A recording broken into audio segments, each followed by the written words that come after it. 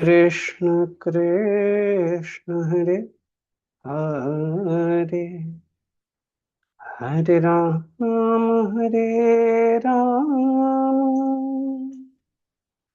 राम राम हरे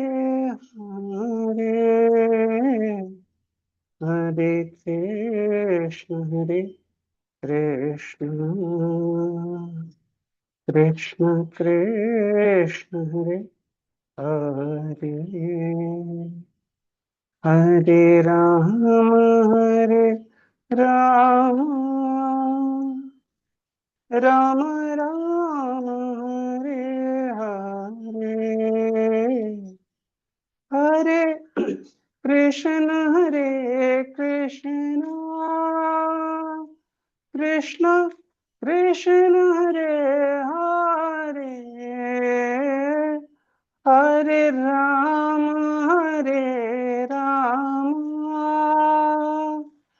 राम राम हरे हरे कृष्ण कृष्ण कृष्ण हरे हरे राम राम राम हरे हरे कृष्ण कृष्ण कृष्ण हरे हरे राम राम राम हरे हरे हरे कृष्ण कृष्ण कृष्ण हरे हरे हरे राम राम राम हरे हरे जय प्रभुपद प्रभुपद प्रभुपद जय प्रभुपद गुरुदेव गुरुदेव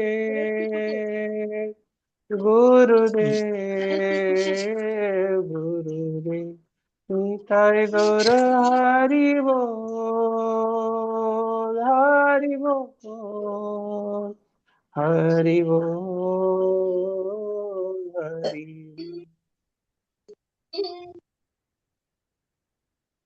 हरिनाम संकीर्तन की जय श्रील प्रभुपाद की जय दाय गौर प्रेमानंदे हरि हरि बोल हरे कृष्ण आपण प्रार्थना करूया प्रार्थना झाली का आपण पहिल्या स्कंदाच्या 14व्या अध्यायातल्या 38व्या श्लोकापासून पुढे चर्चा करू ओम अज्ञानतिमिरन्धस्य ज्ञानाञ्जनशलाकया चक्षुरुन्मीलितं येन तस्मै श्रीगुरुवे नमः श्रीचैतन्यमनोभीष्टं स्थापितं येन भूतले स्वयं रूपः कदा मह्यं ददाति स्वपदान्तिकम् वन्देऽहं श्रीगुरोः श्रीयुतपदकमलं श्रीगुरून् वैष्णवांश्च श्रीरूपं सागरजातं सहगण रघुनाथान्वितं तं सजीवं साद्वैतं सावधूतं परिजनसहितं कृष्णचैतन्यदेवं श्रीराधाकृष्णपादान् सहगण ललिता श्रीविशाखान्वितांश्च विष्णुपादाय कृष्णप्रेष्ठाय भूतले श्रीमते भक्तिवेदान्त स्वामिनीति नामिने नमस्ते सरस्वते देवे गौरवाणी प्रचारिणे विशेष शून्यवादी पाश्चात्य देश तारिणे जय श्री कृष्ण चैतन्य प्रभु नित्यानंद, श्री अद्वैत गदाधर श्रीवासादि गौर भक्तवृंद। हरे कृष्णा हरे कृष्णा कृष्णा कृष्ण कृष्णा कृष्णा हरे कृष्णा हरे, हरे हरे हरे राम हरे हरे राम राम हरे राम राम राम हरे हरे। हरे हरे कृष्ण। तर आपण जे आहे 38वा श्लोक, यद्बाहुदंडाभ्युदयानुजीविनो यदुप्रवीरा यकुतो भयामुः अधिक्रमन्त्यङ्घ्रिभिरारुतां बलात् सभां सुधर्मां सुरसत्तमोचिताम्। हरे कृष्ण बेटा खुशी दंडवत। भगवान श्रीकृष्णांच्या बहुबळाचे संरक्षण असल्याने यदु कुळातील मोठमोठे वीर सर्व प्रकारे निर्भय असत. त्यामुळे श्रेष्ठ देवी देवतांनाच योग्य असणाऱ्या परंतु त्यांच्याकडून हिरावून घेतलेल्या सुधर्मा सभेत त्या वीरांची सहज पावले पडत. इथे यद बाहू अर्थात इथे भगवंतांच्या बाहुदंडाबद्दल म्हणण्यात आले, अर्थात भगवंतांची जी शक्ती आहे त्याच्याबद्दल इथे वर्णन करण्यात आलेले आहे. 38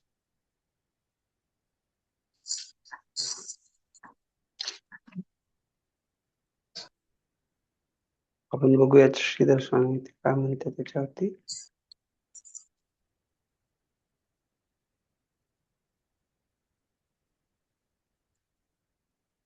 यद बाहुदंड प्रभाव उपजीविन,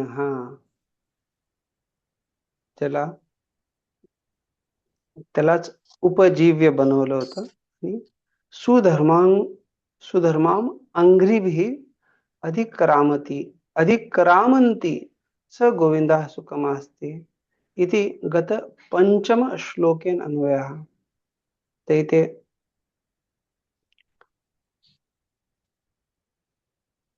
या श्लोकाचा जो संबंध आहे मागच्या 5 श्लोकांच्या संबंधात आहे. पंचम अर्थात गत पंचम 5व्या श्लोकाच्या संबंधात. तर काय सांगतायत की जे यदुवंशी जे आहे त्यांनी स्वर्गातली जी सुधर्मा सभा आहे त्यालाही अंघ्रिभी अधिक्रामंती, तिलाही अधिक्राम किंवा आपण म्हणू शकतो तिला आक्रामंत केलं होतं, त्यांनी आक्रांत केलं होतं. आणि त्यामुळे स गोविंदा सुखमास्ते, तो युधिष्ठिर महाराज अशा प्रकारे प्रश्न करतायत, असे भगवान गोविंद ज्यांच्या बाहुबलाच्या प्रभावाने असे मोठे मोठे कार्य झाले, यांनी स्वर्गातली सुधर्मा सभा जी आहे त्यालाही पादाक्रांत केलंय किंवा त्याच्यावरती विजय प्राप्त केलाय. का ते भगवान गोविंद सुखमास्ते, ते सुखपूर्वक आहेत, आनंदी आहेत.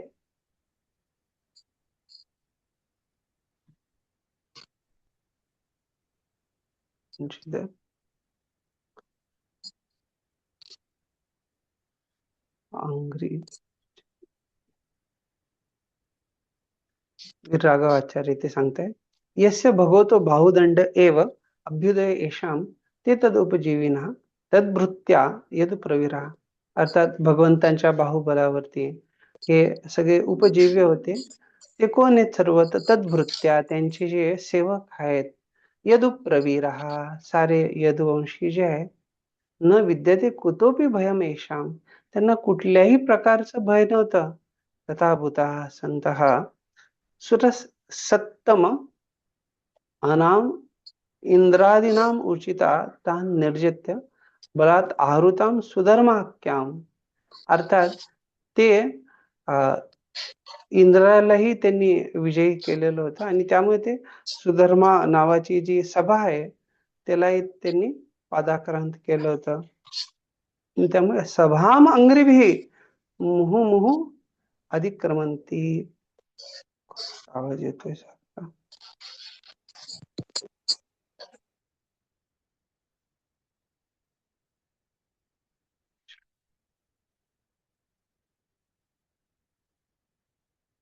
विजयध्वस्तीत सारखंच आहे. ठीक.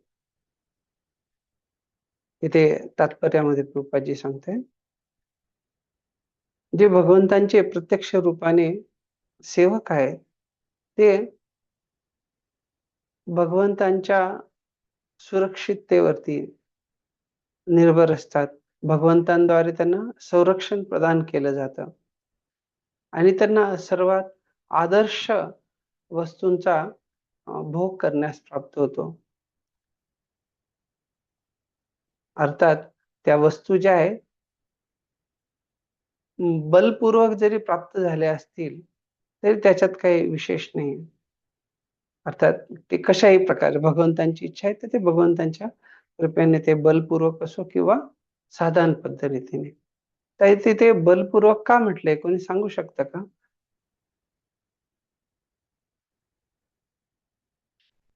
बलपूर्वक घ्यायला पाहिजे का?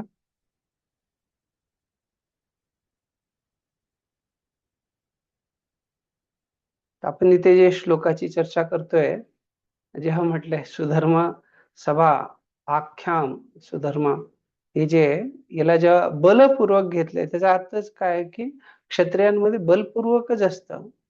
जेव्हा भीमाला सांगितलं होतं की तुम्ही अरे तुम्हाला जर पाहिजे तर ते सहस्र कमळ, सहस्रपत्रांचं जे कमळ आहे तर ते तुम्ही जे कुबेर आहेत त्यांच्याकडे जाऊन मागा. तर मी म्हटला क्षत्रिय भीक थोडी मागणार आहे. तर त्यांनी युद्ध केलं त्यांच्याशी. तर त्या प्रकारे ते हे जे क्षत्रिय आहेत त्यांनी आपल्या बलाने बलपूर्वक जे हे सर्व प्राप्त केलं. त्यामुळे ते प्रभुपादजी सांगतायत अशा गोष्टी भगवंतांच्या कृपेने भगवंतांचे जे पार्षद आहेत, जे महान भक्त आहेत, भगवंतांचे सेवक आहेत, त्यांच्यासाठीच असतात त्या. मग त्या कशा प्रकारे त्यांना प्राप्त होत त्याच्यात काही विशेष नाही. का? कारण भगवंतांची सेवा स्वीकार केल्यामुळे वास्तविक रूपाने दाह्य भाग ते भगवंतांचं जे काही ते प्राप्त करण्यासाठी ते योग्य बनतात. जर बऱ्याचदा हेर किंवा वारसा हक्क, वडिलोपार्जित संपदा याची चर्चा असते. तर इथे भक्तांना तो भगवंतांचं जे काही आहे ते वास्तविक रूपाने आपोआप प्राप्त होतं. बघितलं तर भगवंतांचा व्यवहार सर्वांप्रती एक समान आहे. समोहम सर्वभूतेषु नमे. तर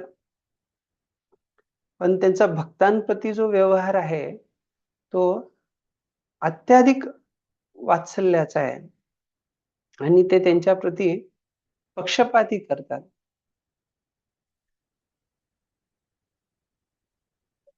जरी द्वारका खूप उन्नती होत असली तरी तिथे सर्व प्रकारच्या भौतिक सांसारिक ज्या गोष्टी आहे त्या सर्वोच्च स्तराच्या गोष्टी उपलब्ध होत्या.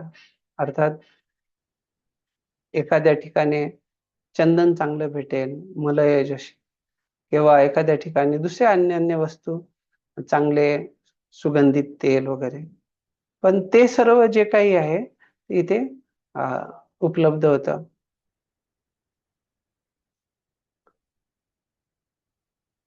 प्रत्येक राज्याचा जो सभाभवन आहे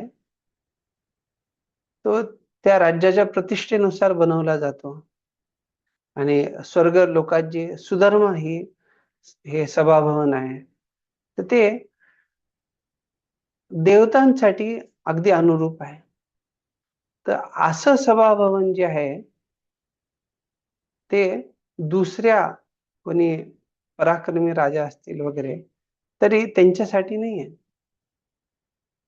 का? तर पृथ्वीवासी लोक याचं निर्माण करू शकत नाहीत. अर्थात जसं अमेरिका खूप भौतिक दृष्टिकोनातून श्रेष्ठ आहे, भरपूर पैसा आहे, समृद्धी आहे. पण तरी ते अशा प्रकारची जी सभामंडळ आहे किंवा सभाभवन आहे, त्याची निर्मिती करू शकत नाही. पण जेव्हा भगवंत आविर्भूत झाले होते धरातलावर, तर त्यावेळेस त्यांनी स्वर्गाची ही सुधर्मा सभा तिला यदुवंशांसाठी घेऊन आले होते. अर्थात द्वारकापुरीमध्ये त्याला स्थापन केलं होतं.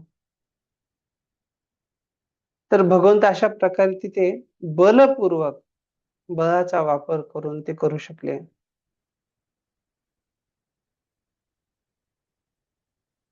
तर हे कार्य जे यदुवंशी का करू शकले?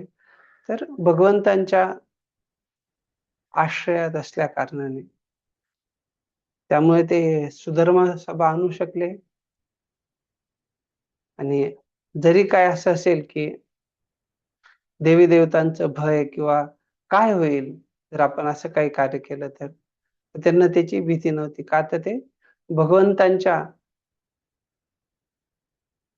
"मारे कृष्ण राखे के, राखे कृष्ण मारे के" अर्थात भगवंतांच्या कृपेवरती, भगवंतांवरती पूर्ण ते निर्भर होते. तर 2 प्रकारे एक जे आपण बघतो, की प्रापंचिकतया बुद्ध्या हरिसंबंधी वस्तू. तर एक तर आहे फल्गु वैराग्य आणि दुसरं जे आहे वास्तविक वैराग्य, अनासक्तस्य विषयात. तर वास्तविक रूपाने बघितलं तर आपली आसक्ती नको, पण भगवंतांच्या सेवेत, भगवंतांच्या प्रसन्नतेसाठी तिथे जर आपली आसक्ती असेल, तर आपण सगळ्या काही गोष्टी भगवंतांच्या सेवेत वापरू शकतो. आणि मग साधारण लोकांना ते त्यांच्या ऐपतीनुसार काय करतात? खर्च करतात, वस्तू विकत घेतात. जर एखाद्याची ऐपत नसेल, तर तो जास्त महागड्या गोष्टी घेऊ शकत नाही. जरी त्याला जाणीव असली, की ही वस्तू जी प्राप्त करायची आहे, शुद्ध तूप खायचं असेल आणि चांगला स्रोत वास्तविक, तर काही एक रक्कम असेल त्याच्यासाठी 4,000 जे काही असेल. पण त्याला ह्याची जाणीव आहे, की मी तेवढं खर्च करू शकत नाही. मग काय ती व्यक्ती सबस्टँडर्ड अर्थात तेवढ्या उच्च स्तराच्या गोष्टीला प्राप्त करू शकत नाही. आता हे आजकालच्या परिस्थितीनुसार उदाहरण आहे. पण बघितलं तर जर एखादा व्यक्ती पैसेवाला आहे, तर आणि त्याला गुणवत्तापूर्वक आणि मात्रा पण ती वेगवेगळी असू शकते, जास्त पाहिजे असेल, तर त्याच्याकडे पैसे, संपदा असल्या कारणाने तो ते घेऊ शकतो. मग भगवंत जे लक्ष्मीपती आहेत, त्यांच्यासाठी फक्त काही साधारण गोष्टी देतील का? कधी-कधी बघितलं जातं भगवंतांचा देवारा पण सुवर्ण रंगीन गोल्डन प्लेटिंग अर्थात त्याच्यासाठी कधी-कधी करोडोमध्ये खर्च केला जातो. लाखो करोडोमध्ये. एका महंत जे आहेत उडुपीचे, त्यांना विचारण्यात आलं होतं, की तुम्ही जे आहे एवढा महागडा तोफ, हिरे, अ, माणिक त्याचा बनवलेला भगवंतांना अर्पण करतात. त्याच्यापेक्षा समाजसेवा केली पाहिजे किंवा गरिबांना ते खाऊ घातलं पाहिजे. तर त्यावेळेस त्यांनी खूप सुंदर समर्पक उत्तर सांगितलं. कशाप्रकारे आजकाल जे नेता लोक आहेत, फिल्म इंडस्ट्रीवाले वगैरे, वगैरे जे अ, भरपूर सारे लोक आहेत, ते खूप मोठा-मोठा खर्च करतात आणि बघितलं तर ते सगळं व्यर्थ खर्च असतो, जो करण्याची गरजही नाहीये. अर्थात एखाद्या व्यक्तीकडे पदप्रतिष्ठा, पैसा असल्याने तो जर अशा प्रकारे लॅविश किंवा असे अगदी उधळत असेल पैसा, तर ती त्याची आपली योग्यता आणि त्याचा आपला निर्णय आहे. मग भगवंत जे लक्ष्मीपती आहेत त्यांच्यासाठी का साधारण व्यक्तींनी, मर्त्य व्यक्तींनी काय बंधन घातलं पाहिजे आणि का बंधन घातलं पाहिजे? त्यांची तर योग्यता पण नाही त्या प्रकारे बंधन घालण्याची किंवा विचार करण्याची. पण का बंधन घातलं पाहिजे? तर्काच्याही दृष्टिकोनातून बघितलं तरी जर ह्या जगातल्या मोठ्या लोकांना कोणी बंधन घालत नाही, जे मर्त्य लोक आहेत आणि किती ते धर्माने जगले त्याची तोही वेगळा मुद्दा आहे चर्चेचा. पण भगवंत त्यांच्यावरती अशा प्रकारे जेव्हा लोक प्रश्न उठवतात, याचा अर्थ काय आहे की ज्या कारणाने या जगामध्ये आपला प्रवेश झालाय, ईर्ष्या, द्वेष, इच्छा, द्वेष, समुत्तेन, अर्थात भगवंताहून वेगळं आपल्या जे काही भोग करण्याची इच्छा आहे, स्वामित्व प्राप्त करण्याची इच्छा आहे आणि हृदयामध्ये जो द्वेष आहे भगवंतांप्रती, या कारणानेच आपण पुन्हा पुन्हा या स्थितीला प्राप्त होतो की आपल्याला असं वाटतं अरे एवढं का? तर इथे प्रभुपादजी ते स्पष्टता देत आहेत कशा प्रकारे युक्त वैराग्य भगवंतांच्या सेवेमध्ये सगळं काही सर्वोच्च स्तराचं, उत्तम स्तराचं प्राप्त करून ते भगवंतांच्या सेवेत लावलं पाहिजे. ती वास्तविक भक्ती आहे.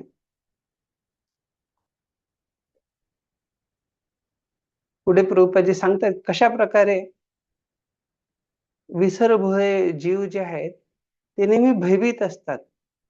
पण एखादा जो मुक्त जीवात्मा आहे त्याला कुठल्याही प्रकारचं भय राहत नाही. तर जर एखादा बालक आपल्या पित्याच्या आश्रयामध्ये असेल तर त्याला भीती वाटत नाही. पण एखादा वाटत असेल कोणी खूप भित्रा आहे तर तो वास्तविक एक प्रकारचा मोह आहे. का? तर कारण तो भगवंतांशी असलेला आपला नित्य संबंध विसरलाय. वैधानिक स्थितीनुसार जे आहे जीवाचा मृत्यू होत नाही, ज्या प्रकारे भगवद्गीतेमध्ये सांगितलंय 2ऱ्या अध्यायात 20व्या श्लोकामध्ये. मग अशा प्रकारे भय असण्याचं कारण काय आहे? कधी कोणी स्वप्नामध्ये वाघाला बघून त्याला खूप मोठी भीती वाटते. पण तेच जर दुसरा कोणी व्यक्ती झोपलेला नाही, जागा आहे, तर त्या व्यक्तीला त्या दुसऱ्या व्यक्तीच्या स्वप्नात जी वाघाची भीती आहे, त्या वाघाची भीती वाटत नाही. अर्थात प्रभुपादजी इथे जे उदाहरण देत आहेत, एक बद्ध जीव आणि मुक्त जीवासाठी खूप समर्पक उदाहरण आहे ते.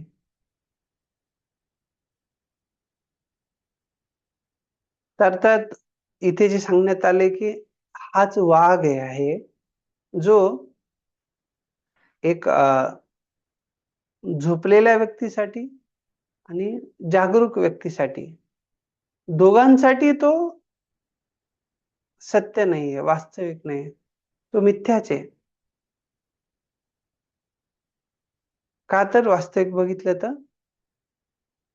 असा कोणी वाघ आहेच नाही. अर्थात ते फक्त त्याचं काय स्वप्न आहे.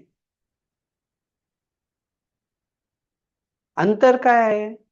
जो आपल्या जागरूक स्थितीला विसरला आहे त्याला वाघाचं भय वाटतंय. पण जो मुक्तात्मा आहे तो आपल्या स्थितीला विसरत नाही आणि त्यामुळे त्याला बिलकुल कुठल्या प्रकारचं भय वाटत नाही.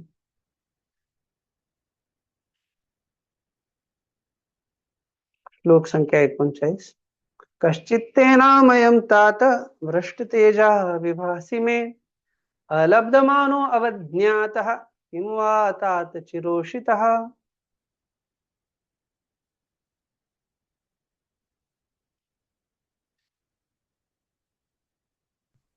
बंधू अर्जुन, मला सांग, तुझे स्वास्थ्य ठीक आहे ना? तुझे शरीराचे तेज नष्ट झाल्याचे दिसते आहे. तू दीर्घकाळ द्वारकेत राहिलास म्हणून दुसऱ्यांनी तुला सन्मान दिला नाही अथवा उपेक्षा केली असे तर घडले नाही ना? इथे इदानीं किंचिदप्य अवतस्यैव कुशलं पृच्छति कश्चिदिति षड्भिः इति षड्भिः अर्थात 6 श्लोक जे आहेत त्याच्यामध्ये अर्जुनाबद्दल विचारपूस करण्यात आली आहे की त्याची स्थिती कशी आहे, कल्याणकारी स्थिती आहे वगैरे वगैरे. अर्थात असं का तर म्हणतायत की अर्जुन जो आहे तो अवदत, तो काय बोलतच नव्हता. तर इथे जेव्हा अनामयम म्हटलेलं आहे, अनामयम आरोग्यम अर्थात स्वास्थ्याबद्दल चर्चा आहे. तर अशा प्रकारची अर्जुनाची स्थिती आहे, जो बोलत नाहीये, तर ते कशामुळे असावं? तर त्यामुळे बंधुभ्य सकाशात अलब्धादरा अलब्ध आदरा, बंधू जे आहेत त्यांच्याकडनं जे नातेवाईक आहेत का त्यांच्याकडनं काही सन्मान प्राप्त नाही झाला का? अलब्ध आदर म्हणजे त्यांनी अपमानित केलं, अनादर झाला का? प्रत्युत अवज्ञातः चिरोषिता बहुकालम तत्र स्थितः. कारण जास्त काळ राहिल्यामुळे का त्यांच्याकडून तुला कुठल्या प्रकारचा अवज्ञातः कुठल्या प्रकारचा अनादर झालेला आहे का?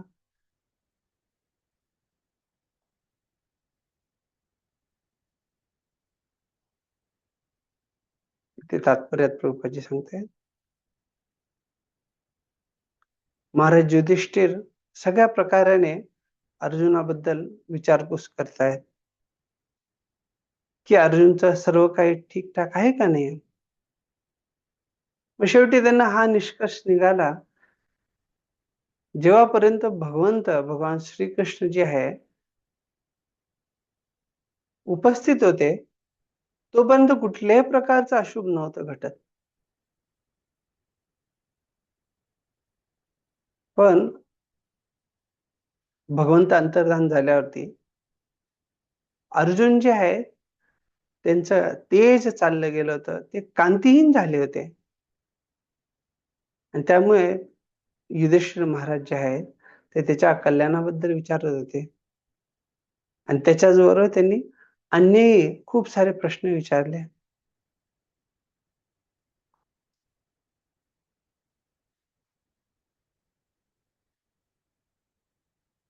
हे श्लोक संख्याचे 40 ची चर्चा सुरू करूया. कश्चिन्न अभिहतो भावय शब्दादिवीर अमंगले न दत्तमुक्तम अर्थेभ्य आशयायत प्रतिश्रुतम.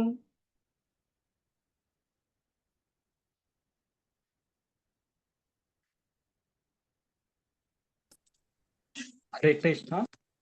तुला स्नेहीन कटू शब्दांनी कोणी काही बोलले काय?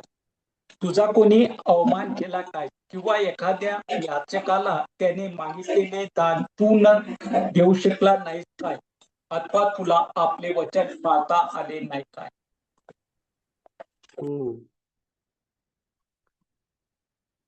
तर इथे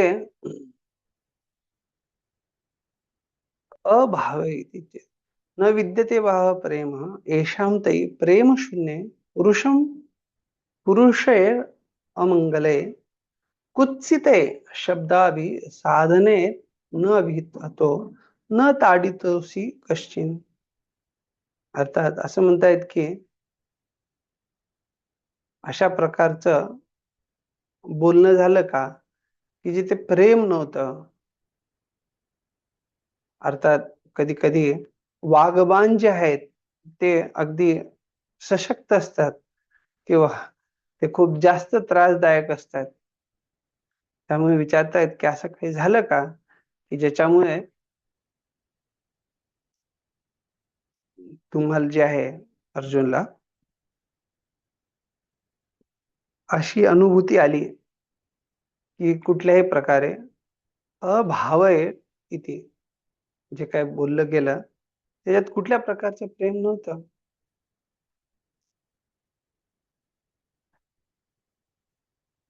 किंवा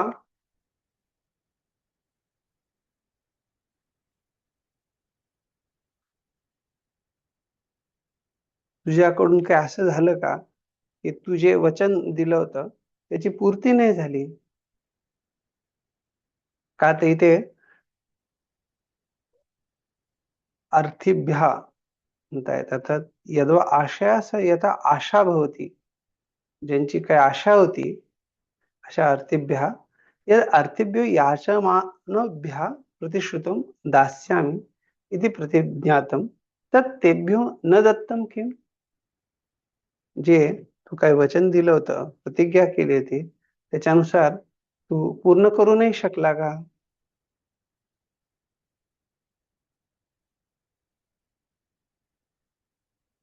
यद्वा तेभ्यो दास्यामीति न उक्तम इत्यादी.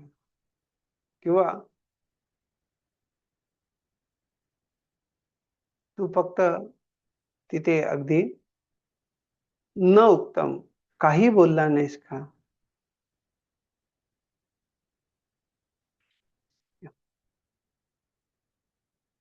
तात्पर्य रूपाची सांगताय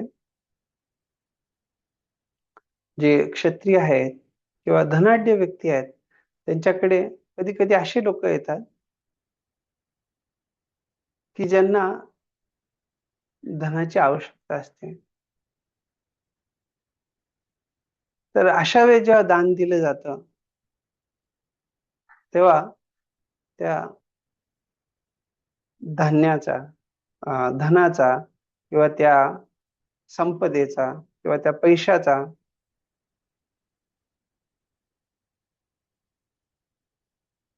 जो मालक आहे, स्वामी आहे, त्याला पात्रापात्र, पात्र अपात्र विचार करून ते कोणासाठी देणं योग्य आहे, कोणासाठी देणं अयोग्य आहे अशा प्रकारे योग्य विचार करून दान केलं पाहिजे. आणि ज्यावेळेस अशा प्रकारची जी असं वचन दिलं जातं आणि क्षत्रिय त्याचं पालन करू शकत नसेल तर ही एक प्रकारचे सुसंगत नाही, हे विसंगती आहे. का? तर क्षत्रियाने त्याचे शब्द पडू नाही दिले पाहिजे, त्याचा सन्मान केला पाहिजे आणि त्याने आपलं जे काही वचन आहे दान धर्म करायचं त्याला विसरलं नाही पाहिजे. तर अशा प्रकारचे जे काही कमी आहेत, त्रुटी आहेत, त्याच्यामुळे व्यक्तीला निराशा येऊ शकते. आणि जेव्हा असा व्यक्ती असफल होतो तर नक्कीच त्याला खूप आलोचक भेटतात आणि त्यांच्याद्वारे आलोचना केली जाते आणि होऊ शकतं की त्यामुळेच अर्जुन जे आहे अशा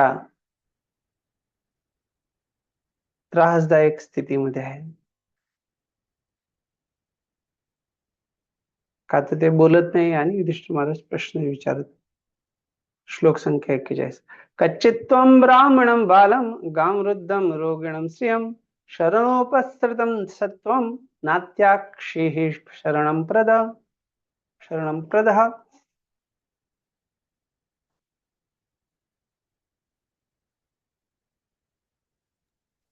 हरे हरे कृष्ण. कृष्ण. वाचा माता. वाचा. तू नेहमीच ब्राह्मण, मुले, गायी, स्त्रिया, वृद्ध, रोगग्रस्त व्यक्ती अशा संरक्षणात पात्र असलेल्या जीवाचे संरक्षण करणारा आहेस. अशा पद्धतीने तुझ्याकडे संरक्षणासाठी आणि त्याला तू आश्रय दिला नाही असे तर घडले नाही. इथे श्रीधर स्वामी सांगतायत अन्यद्वा शरणागतम सत्वम प्राणिमात्रम न त्यक्तवानसि किम. अर्थात पहिले जे आहे अन्यद्वा, दुसरा अर्थ इथे सांगतायत, शरणागतम सत्वम प्राणी मात्रम न त्यक्तवा नसिकेम, की असं झालं का की तुझ्या प्रती जो शरणागत झाला,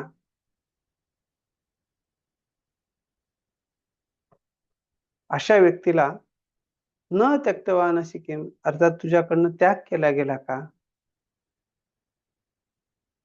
तर अर्थात अर्जुनाची जिम्मेदारी इथे एक, जो कोणी शरणागत झालाय त्याला संरक्षण द्यायची आहे. आणि असं काही झाल्याने की अर्जुनाकडनं का त्याग झालाय एखाद्या शरणागत व्यक्तीचा, तर येतच तम पूर्वम शरणप्रद आश्रयप्रद, अर्थात पूर्वी जे आहे अर्जुन, त्वम पूर्वम शरणप्रद आश्रयप्रद, तुम्ही जे आहे अनेकांना आश्रय देत होते, त्यांचा शरणागती स्वीकार करत होते. का असं झालं का की तुमच्याकडनं की सत्वम प्राणी मात्रम न त्यक्तवा नसिकेम, तुमच्याकडनं एखाद्या शरणागताचा परित्याग केला गेला का? आणि त्यामुळे हे निस्तेज आहे का? नाही. विश्वनाथ चक्रवर्ती ठाकूर जे आहेत ते सांगतायत,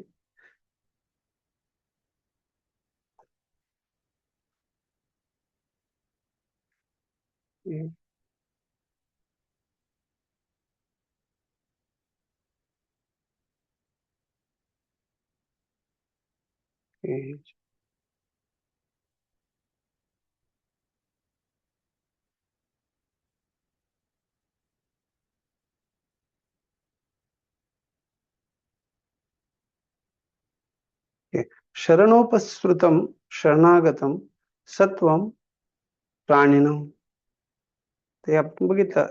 शरणोपस्रुतम अर्थात जे शरणागत झालेले, आणि ते जेव्हा म्हटलेलं सत्वम, तर सत्वम अर्थात प्राणिनम, अर्थात सारे जे जीव आहेत त्यांच्याबद्दल म्हण. तात्पर्यात प्रभुपादाजी सांगताय,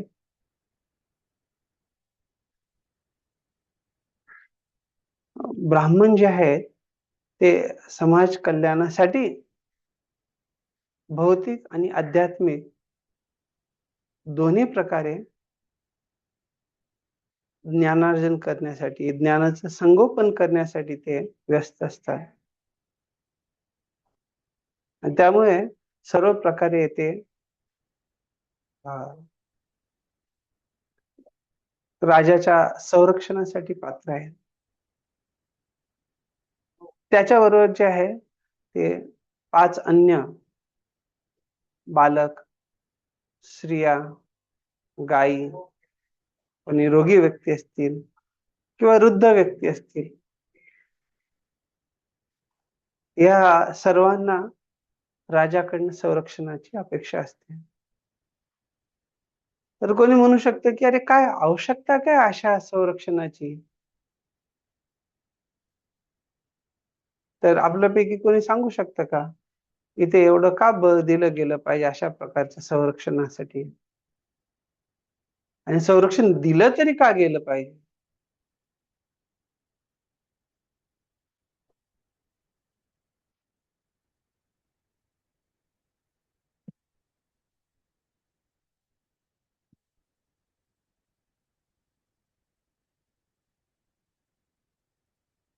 ठीक आहे. तर इथे महत्वाचं हे समजणं गरजेचं आहे की जे बालक आहेत त्यांच्या आयुनुसार ते सक्षम नसतात. त्यांना कोणी ठगू शकतं, त्यांच्यावरती बलपूर्वक त्यांना त्रास देऊ शकतं. रोगी जे आहेत ते कमजोर आहेत. वृद्ध जे आहेत ते वयानुसार तेही कमजोर आहेत. ब्राह्मण जे आहेत, ब्राह्मण, गायी हे खूप सन्माननीय आहे. त्यामुळे निश्चित रूपाने त्यांना राजाद्वारे संरक्षण दिलंच गेलं पाहिजे.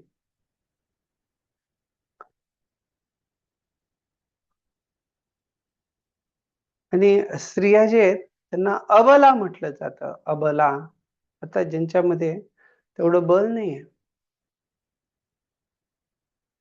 त्यामुळे त्यांना राजाकडनं संरक्षण गरजेचं आहे.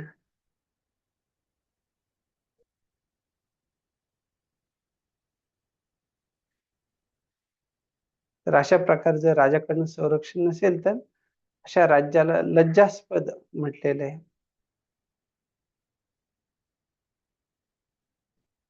तर त्यामुळे अर्जुनाच्या बाबतीत काय अशा घटना घडल्या का? आणि युधिष्ठिर महाराज जे आहे ते खूप ऐकण्यासाठी उत्सुक आहेत. श्लोक संख्या 42. कच्चित्त्वं नागमो गम्यां वा सत्कृतां श्रियं पराजितो वात भवान् उत्तमैर्मनसमये पथि.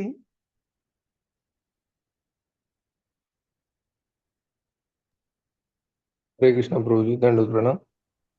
हम्म. एखाद्या सुशील स्त्रीशी तुझा संबंध आला नाही का? किंवा एखाद्या सत्पात्र स्त्रीला तुझकडून योग्य प्रकारे वागणूक मिळाली नाही, असे झाले काय? किंवा मार्गात आपल्यापेक्षा अधिक शक्तिमान अथवा समान शक्तिशाली व्यक्तीकडून तुला पराभव पत्करावा लागला काय? हरे कृष्ण. अगम्य इथे म्हटलेलं आहे की गम्य अर्थात जाणं, गम धातूपासून. तर ज्यांच्याकडे जाणं उचित समजू शकतो. अगम्य अर्थात ज्या स्त्रीकडे जाणं योग्य नाही. निंदिता स्त्रियं न आगमः किं न गतवानसि. अर्थात अशा अगम्य स्त्री बरोबर संगम करणं, त्यांचा संग करणं जे आहे तर हे पापमय स्थिती आहे. त्यामुळे प्रश्न करताय न आगम किम न गतवानसि असत्कृतां मलिन वस्त्रादिना न आगमः किम.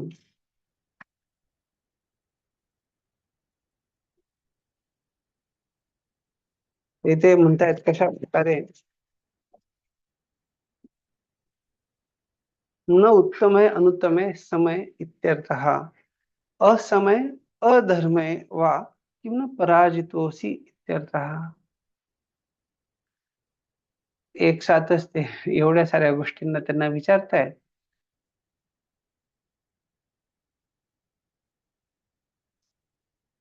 असं काही केलं का की जे नाही करायला पाहिजे, असत्कृताम. आणि त्यामुळे असं वाटतंय की काय झालंय, ते जे भ्रष्ट झाले आहेत अशा प्रकारे.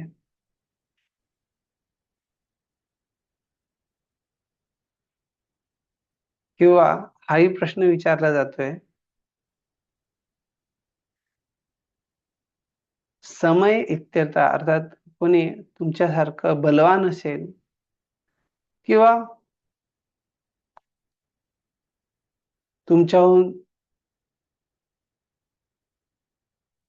जे कमी शक्तीवाले आहेत त्यांच्याद्वारा तुम्ही पराजितोसी किं न पराजितोसी अर्थात त्यांच्याद्वारे तुम्ही पराजित झाले आहात का?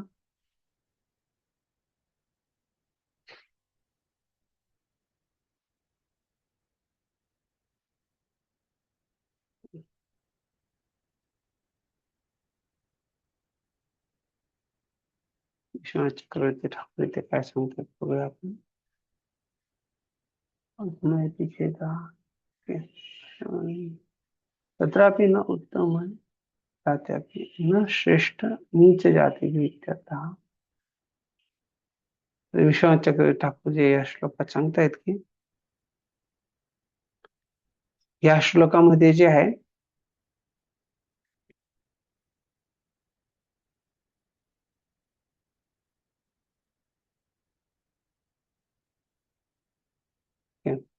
अगम्य इति छेदा असत्कृताम मलिन वस्त्रादिकाम असं भले.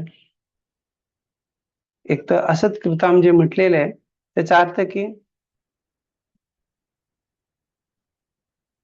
एकतर जे वस्त्र आहे किंवा अन्य जे वस्तू आहे त्याच्या बाबतीत की ते दूषित अवस्थेत आहेत, त्यामुळे त्याला असत कृताम म्हटलेलं आहे. आणि पुढे सांगते मलिन वस्त्रादिकाम, अर्थात वस्त्राबद्दल कपड्यांबद्दल तर म्हटलेलं आहे की आणि आधी आता दुसऱ्या अन्य गोष्टी ज्या आहेत असमय जे सम नाही आहेत, न उत्तम आहे किंवा जे उत्तम नाहीत, न उत्तम म्हणजे जात्यपि न श्रेष्ठे नीच जाती भी इत्यर्थः. अर्थात त्याच्यासाठी म्हणतायत की हे न उत्तम आहे जात्यपि, अगदी जो उत्तम अर्थात श्रेष्ठ उत्तम आहे, न उत्तम आहे म्हटलं की जे उत्तम नाहीये, श्रेष्ठ नाहीये, तर हे असं उत्तम नसणं श्रेष्ठ नसणं याच्याबद्दल का चर्चा करताय. तर इथे स्पष्टता असली पाहिजे की युधिष्ठिर महाराज अर्जुनला आता प्रश्न विचारतायत की तुझी जी अवस्था आहे, तुझ्या अवस्थेवरून हे विविध प्रकारचे प्रश्न येत आहेत आणि त्यामुळे अर्जुनाने स्पष्टता द्यावी, सांगावं. रूपाजी ते तात्पर्यात सांगताय धर्मशास्त्रानुसार जे वृद्ध आहेत, जे बालक आहेत, त्यांना पहिले खाऊ घालून त्याच्यानंतर भोजन केलं गेलं पाहिजे. अर्थात संभोजनाहार वृद्धान बालकांश स्वेत पर्यभुंक्त्वा त्यक्त्वा भुक्तवानसि किम. तर त्यामुळे असं तर नाही झालं ना की किंचित पर्यभुंक्त्वा त्यक्त्वा भुक्तवानसि किम, त्यात जे त्यांना खाऊ घातलं पाहिजे त्यांना न खाऊ घालता ही तुम्ही खाल्लं.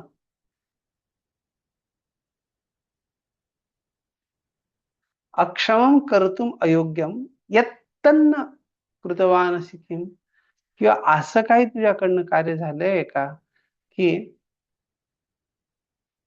ज्याला इथे आपण अक्षम्य म्हणण्यात आलेलं आहे, जिची क्षमता नाहीये, योग्यता नाहीये.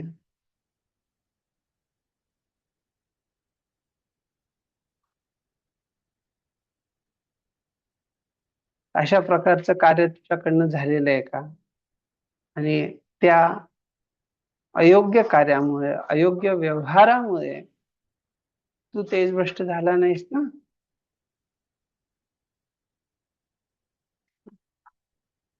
हे तात्पर्यामध्ये प्रभुपाद सांगतायत.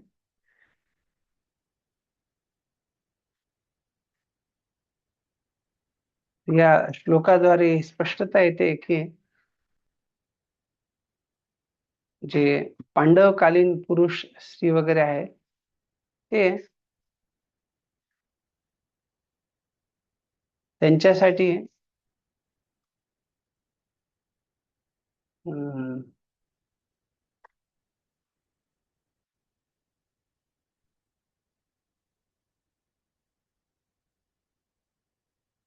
स्त्री आणि पुरुष जे आहेत यांच्यामधला जो संबंध आहे तो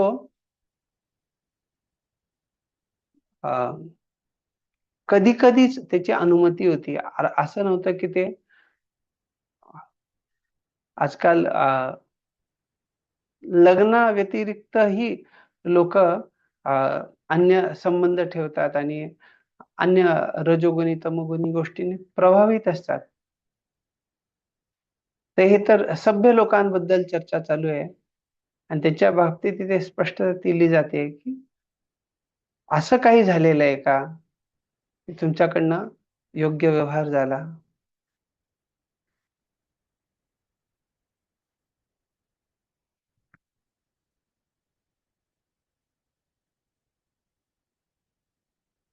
जे उच्च कुळातले लोक असतात, अर्थात ब्राह्मण, क्षत्रिय, वैश्य,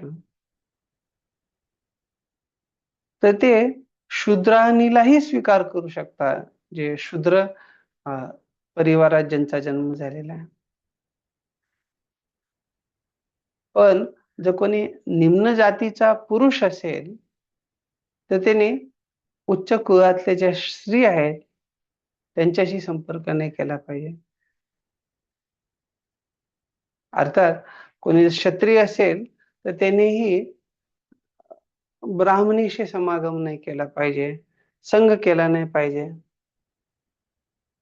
तर 7 मातांमध्ये ब्राह्मणाची पत्नी जी आहे ती पण एक समजली जाते. अर्थात आपली स्वतःची जन्म देणारी माता, गुरु, जे शिक्षक आहेत त्यांची पत्नी, ब्राह्मणी, राजाची पत्नी, गाय, धात्री आणि पृथ्वी, अशा प्रकारे 7 माता ज्या आहेत त्यांच्याबद्दल सांगितले.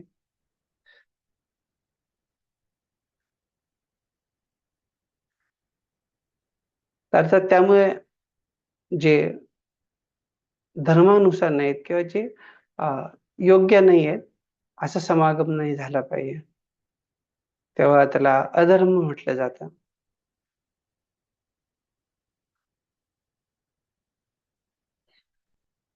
एक ब्राह्मण पुरुष आणि क्षत्रिय जर स्त्री असेल तर त्यांचा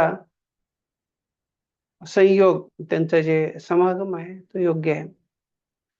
पण जर क्षत्रिय पुरुष असेल आणि स्त्री जर ब्राह्मणी असेल तर तो निम्नतम स्तराचा समागम समजला जातो.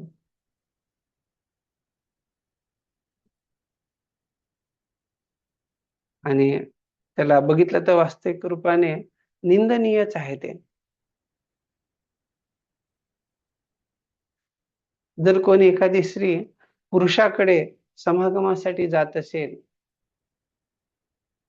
तर तिला कधी अस्वीकार नाही केलं पाहिजे. पण विवेकही सोडला नाही पाहिजे. अर्थात आतापर्यंत जी आपण चर्चा केली, कोण कुठल्या स्त्रीला स्वीकार करू शकतं. त्यामुळे ते महत्वाचं आहे की जरी काही आदेश असेल अशा स्त्रीला आश्रय द्यायचा, तरी ते विवेकपूर्वक केलं गेलं पाहिजे. तर जेव्हा भीमाकडे हिडिंबा आली होती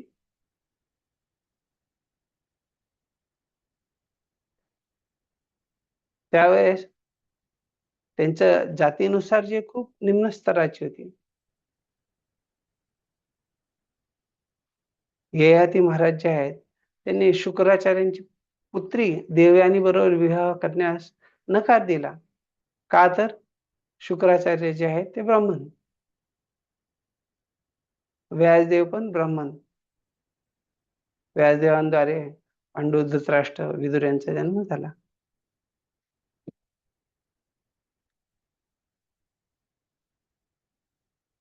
मग आता सत्यवती जी आहे ती जे मासे पकडणारे आहेत त्यांच्याद्वारे तिचं वाढ झाली, परवरिश म्हणतात काही लोक. तर जर बघितलं तर अशा प्रकारे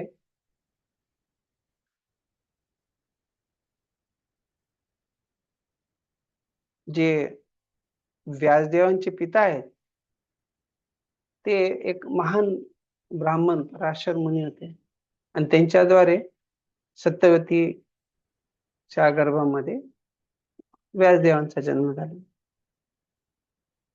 तर श्री समागमचे असे अनेक उदाहरण आहेत.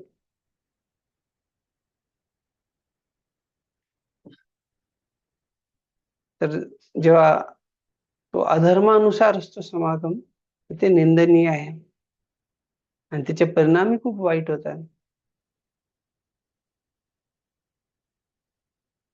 पुरुष आणि स्त्रीचा स्वभाव जो आहे तो अशा प्रकारचं एकसाथ येणं वगैरे ते स्वाभाविक आहे. पण ते जर धर्मानुसार नसेल, ते जर शास्त्रोक्त नसेल, तर त्याच्यामुळे अधर्मोभिभवात् कृष्ण प्रदुष्यन्ति कुलस्य.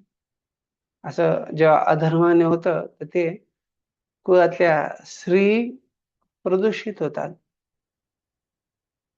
समाजातली प्रतिष्ठा आहे जी चालली जाते.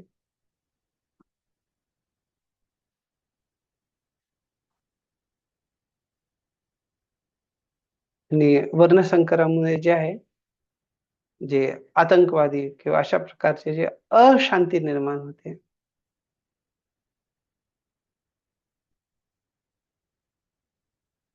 आणि क्षत्रियांसाठी एक निंदास्पद आहे जर ते त्यांच्या निम्नतम स्तराच्या किंवा समकक्षाच्या शक्तीच्या व्यक्तीकडनं हारले जातील तर.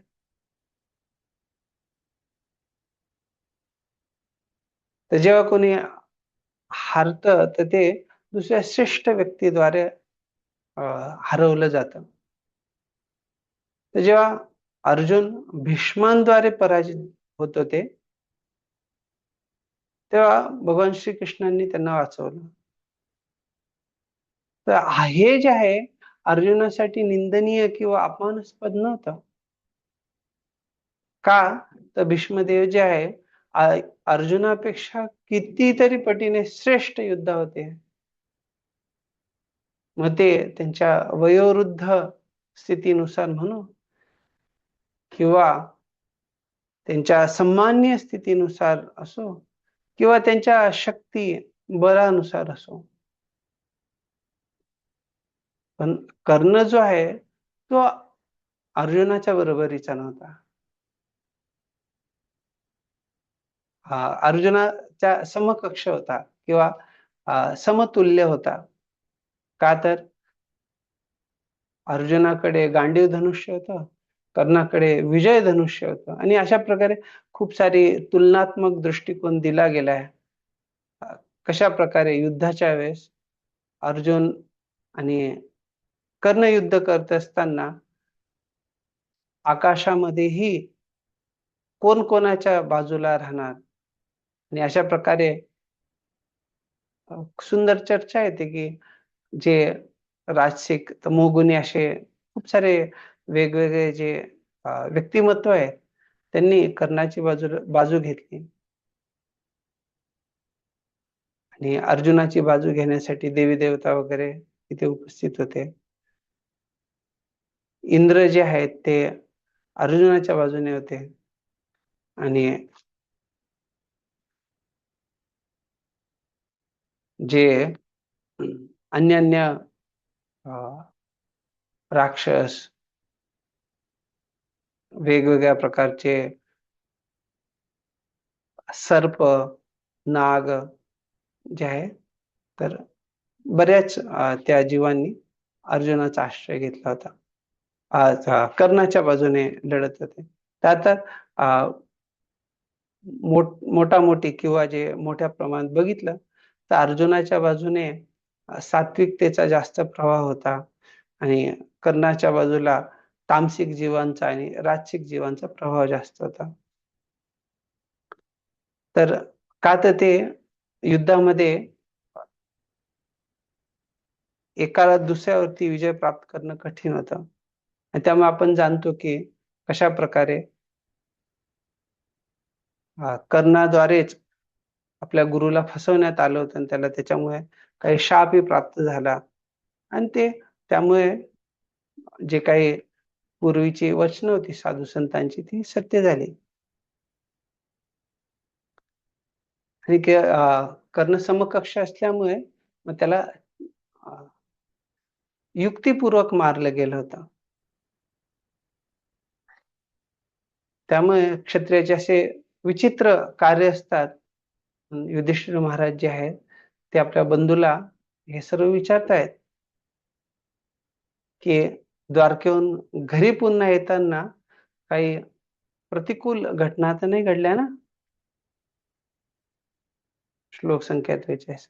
अपेस्वित पर्यभुंस्थास्त्वं संभोज्यान् वृद्ध बालकान् जुगुप्सितं कर्म किंचित कृतवान् यदक्षमम्.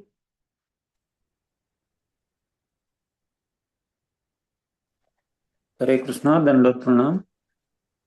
आपल्या पंक्तीस घेऊन बसण्यास योग्य अशा वृद्ध आणि लहान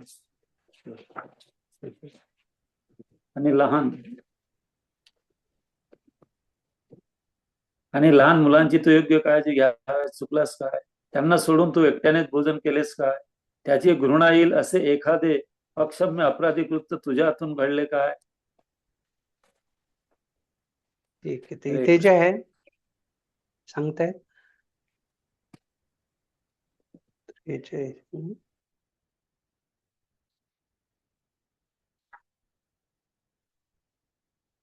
नित्यं सदा प्रेष्टतमेन हृदयेन अंतरंगेन स्वबंधुना श्रीकृष्णेन रहिता शिन्योस्मिति अन्यस्य.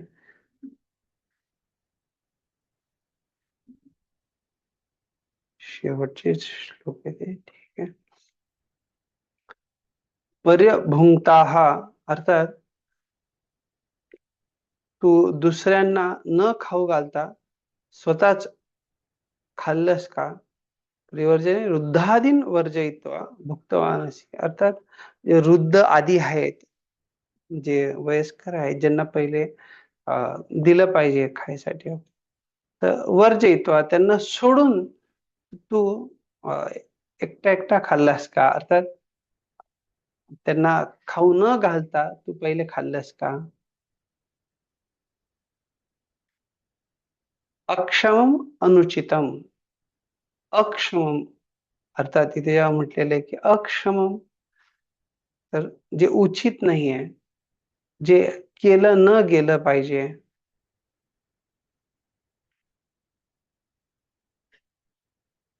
रूपाजी सांगतात गृहस्थ जे आहेत त्यांचं जे त्यांनी पहिले लहान मुलांना, परिवारातले वृद्ध व्यक्ती आहेत त्यांना, ब्राह्मणांना, अशक्तांना जे आहे भोजन दिलं पाहिजे. आणि जो आदर्श गृहस्थ आहे त्याच्यासाठी योग्य आहे की कोणी जर अज्ञात आहेत, अर्थात ओळख काही नाही ते व्यक्ती, तरी अशा व्यक्तीलाही त्यांनी काय केलं पाहिजे? बोलून भोजन करवलं पाहिजे. तर हे कसं बोलवलं पाहिजे? तर रस्त्यावरती जाऊन जे आहे 3 वेळा विचारलं पाहिजे जोरजोराने की कोणी उपाशी आहे का?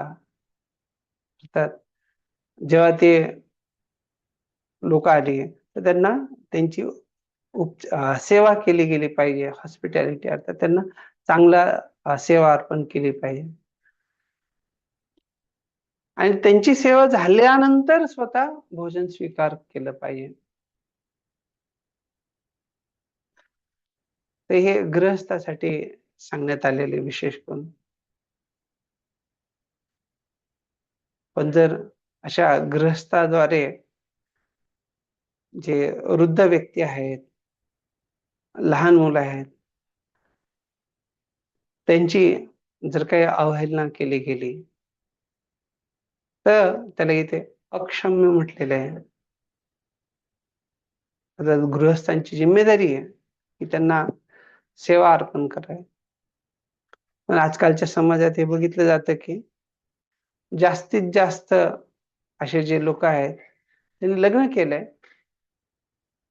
बायको सोबत पण राहतात, पण घरामध्ये जे आहे त्यांना अन्य कोणी पाहिजे नाही. त्यामुळे ते घरातले जे म्हातारे व्यक्ती असतील वगैरे वगैरे त्यांना कशा प्रकारे घरापासून बाहेर वृद्धाश्रमात पाठवता येईल याचा विचार करतात. अर्थात हे महत्वाचं आहे की गृहस्थाला सर्व बाजूंना सांभाळून अगदी संतुलित जीवन जगलं पाहिजे. नाहीतर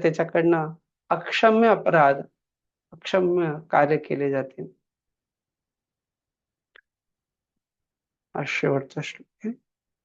कश्चित प्रेष्ठतमेनाथ हृदयेन बंधुना शून्योऽस्मि रहितो नित्यं मन्यसे तेन्यथा नरुक्.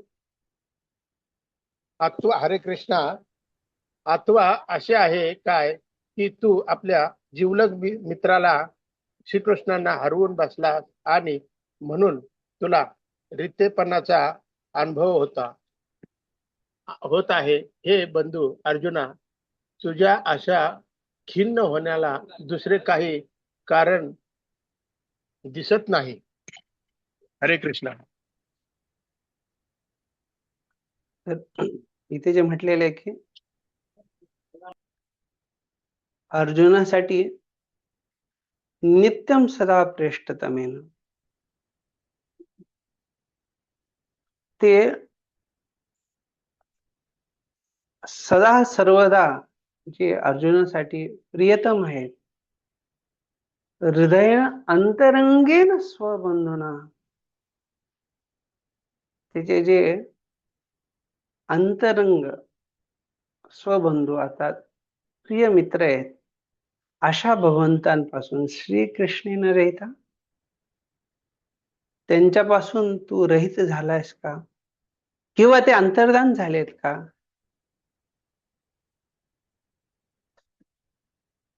शून्योस्मिती मन्यसे, त्यामुळे तुला अगदी सर्व काही शून्य झालं असं वाटतंय का, असं तू मानतोयस का? अन्यथा ते रूप महा पीडा न गटे, नाहीतर तुला एवढी पीडा होऊ शकणार नाही. न घटेत, नाही होणार.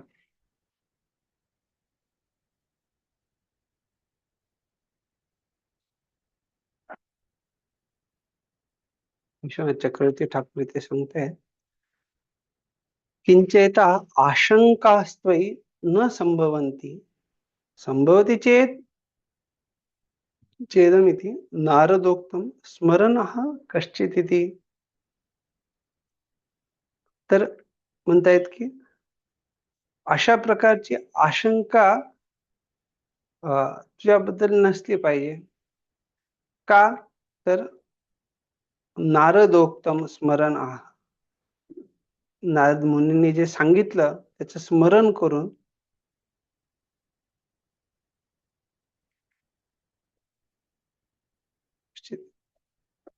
काय शक्य आहे. तर नित्यम सदा प्रेष्ठतमेन आत्मनः बंधुना कृष्णेन रहितोऽहं हृदयेन चेतसा शून्यो मूर्छितोऽस्मीति मन्यसे आत्मानमिति शेषः.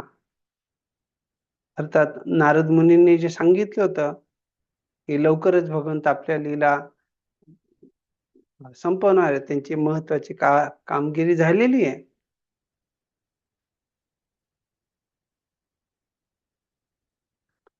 तर तू विचार करून अशा प्रकारे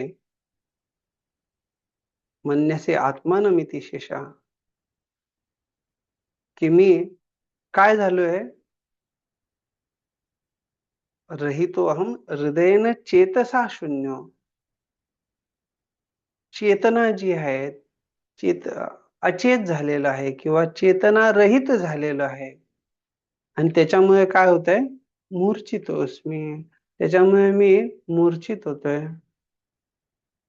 तर काय कारण आहे ते?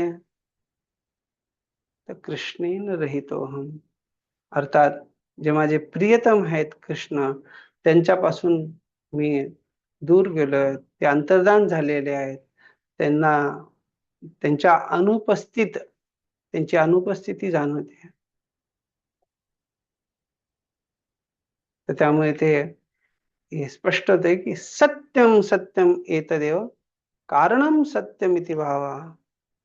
निश्चित रूपाने हेच सत्य आहे आणि कारणमिति भावा, कारणम सत्यम, अर्थात हेच सत्य कारण आहे. नाहीतर अन्यथा ते रूप मला पीडा न घटते, नाहीतर तुला अशा प्रकारचा जो पीडा आहे, त्रास आहे, तो होऊ शकत नाही. तात्पर्यात प्रभुपादजी सांगतायत,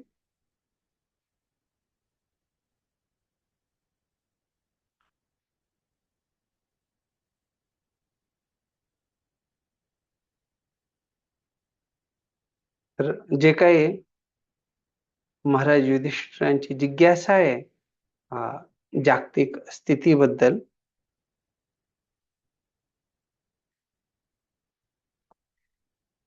त्याला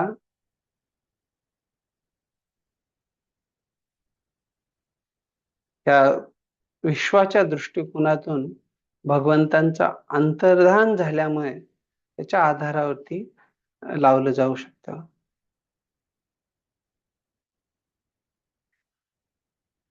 आणि अर्जुनाची जी स्थिती आहे अत्यंत तो निराशाजनक स्थितीमध्ये असल्यामुळे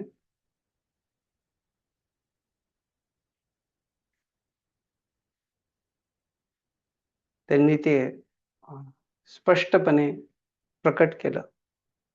नाहीतर अर्जुनाला अशा प्रकारची निराशा जी आहे जी संभवच नव्हती. याच्या बाबतीत संशय असूनही नारद मुनींच्या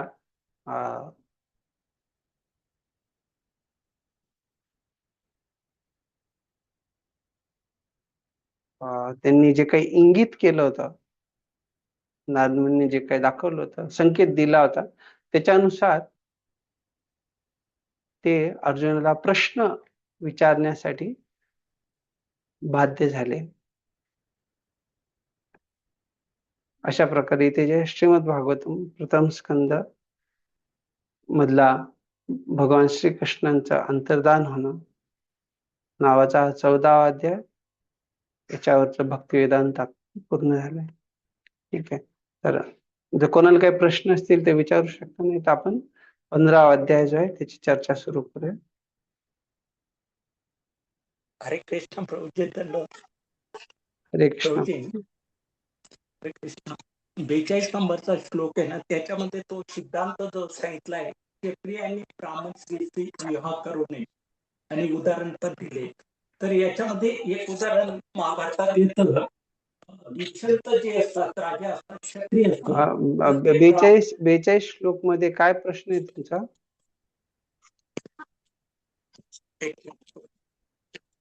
42व्या श्लोकनुसार क्षत्रिय आणि ब्राह्मण स्त्रीचे विवाह करू नये हा सिद्धांत आहे. बरोबर आहे. त्याला प्रतिलोम म्हणतात. आणि ब्राह्मण पुरुषाने क्षत्रिय स्त्रीशी लग्न केलं त्याला अनुलोम म्हणतात. तर महाभारतामध्ये एक उदाहरण येतं. दुष्यंत राजा जे असतात ते क्षत्रिय असतात. तर ते कुंभ मुनींची पत्नी असते शकुंतला, त्यांच्याशी विवाह करतात. नाही, ते चुकीचं आहे. तुम्ही जे सांगताय ते कण्व मुनींची पुत्री नसते. ती जी आहे शकुंतला, ही विश्वामित्र आणि मेनकाद्वारे तिचा जन्म झालेला असतो. आणि ते पुढे जाऊन जे आहे त्याच्यावरती चर्चा होते, जेव्हा दुष्यंत महाराज म्हणतात की असं शक्यच नाही की एका ऋषीच्या पुत्रीकडे माझं मन आकर्षित होईल.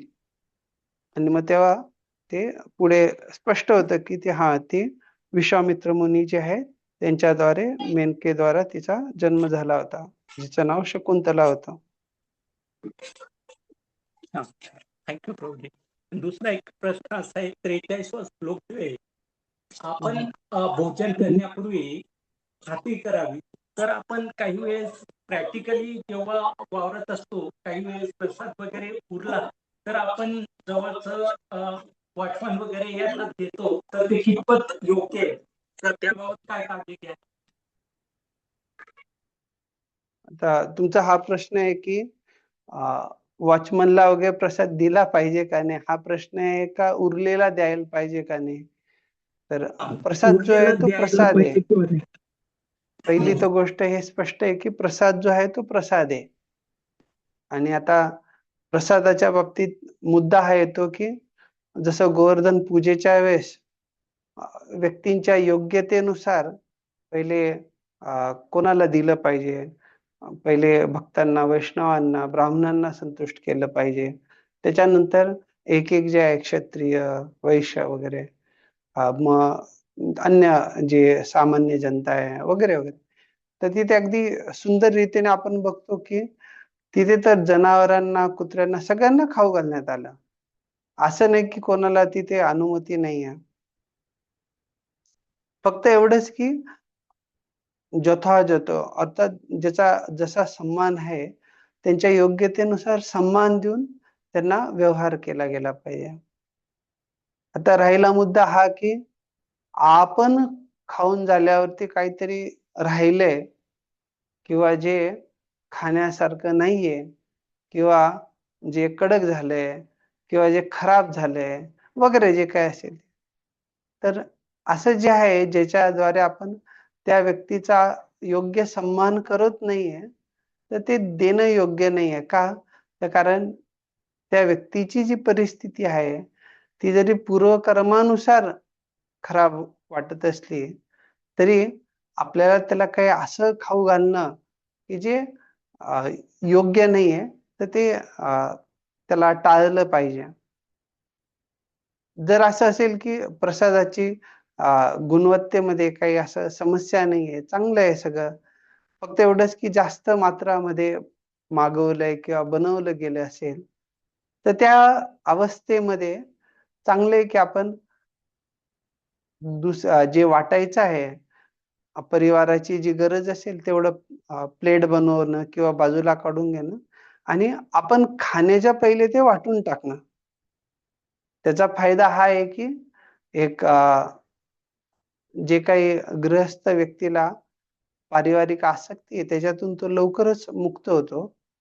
दुसरं हे की आपण ताजं-ताजं जे आहे ते दुसऱ्यांना वाटल्याने त्यांच्याही अंगी लागतं, त्यांनाही त्याचा लाभ होतो आणि त्यांच्याही भक्तांप्रती, भक्तीप्रती एक सराहना किंवा अ, आदर वाढतो.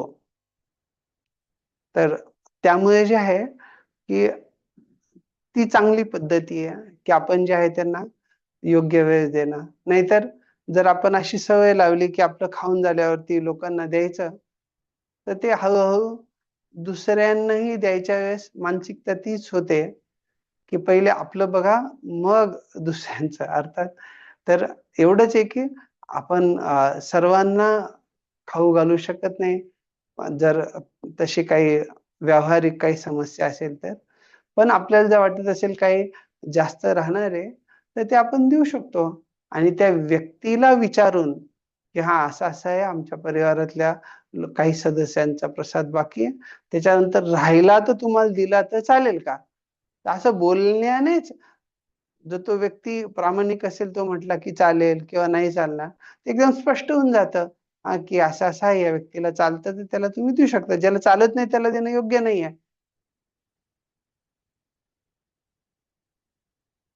ठीक आहे पुरोहित, समजतंय मी काय म्हटलं?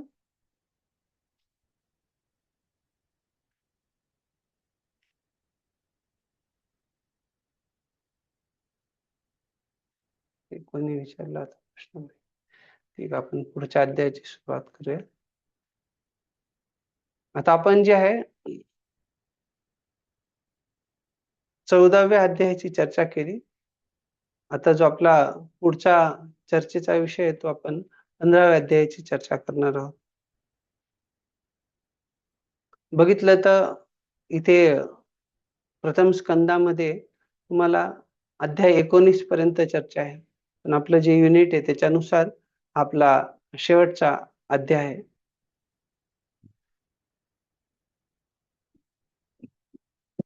सॉरी. तर ह्या अध्यायामध्ये जे आहे, आज आणि उद्या आपण ह्या अध्यायाची चर्चा करणार आहोत. तर 15वा अध्याय कशा प्रकारे पांडव जे आहेत तेही वेळेवरती निवृत्त होतात, याच्याबद्दल इथे चर्चा आहे. अर्थात योग्य वेळ निवृत्ती होणं हे शिकायसाठी आपल्याला आदर्श जे उदाहरण पाहिजे, ते पांडवांचं उदाहरण इथे त्याच्याबद्दल आपल्याला पूर्ण एक अध्यायच प्राप्त होतो. अर्थात त्यांच्याकडनं कसं आपण शिकू शकतो. सुरुवातीला जे आहे अर्जुन बोलायला सुरुवात करतात. का तर आपण मागच्याच अध्यायात बघितलं, की युधिष्ठिर महाराजांनी प्रश्न विचारले आणि अर्जुन तेव्हा अवदत ते बोलत नव्हते.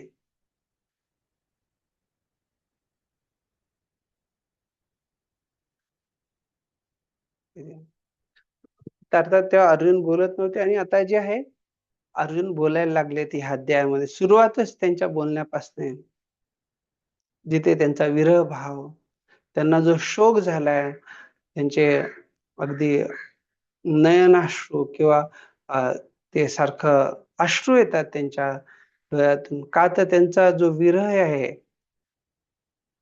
श्रेष्ठतम त्यांचे जे अगदी प्रियतम आहेत, त्यांच्यापासून त्यांना विरह होत आहे. श्लोक संख्या 5 पासून कशा प्रकारे अर्जुन सांगतो की भगवंत मला सोडून गेले आणि भगवंत गेले त्यामुळे माझी जी काही शक्ती आहे, सर्व काही त्या क्षणालाच गेलं. आणि भगवंतांपासून दूर जाणं हे माझ्यासाठी सर्व काही जगतच शून्य झालेलं आहे. श्लोक संख्या 7 पासून 17 पर्यंत जे आहे, कशा प्रकारे अर्जुनाला भगवंतांची कृपा होती आणि भगवंतांच्या कृपेने अर्जुन द्रौपदीला जिंकू शकला, इंद्रावरती विजय प्राप्त करू शकला, निवत कवच असुरांना तो मारू शकला. त्याच्या पुढे जे आहे श्लोक संख्या 23 पर्यंत भगवंतांसोबत अर्जुनाचे जे खूप निकटतम व्यवहार आहेत, त्यांनी कसा अगदी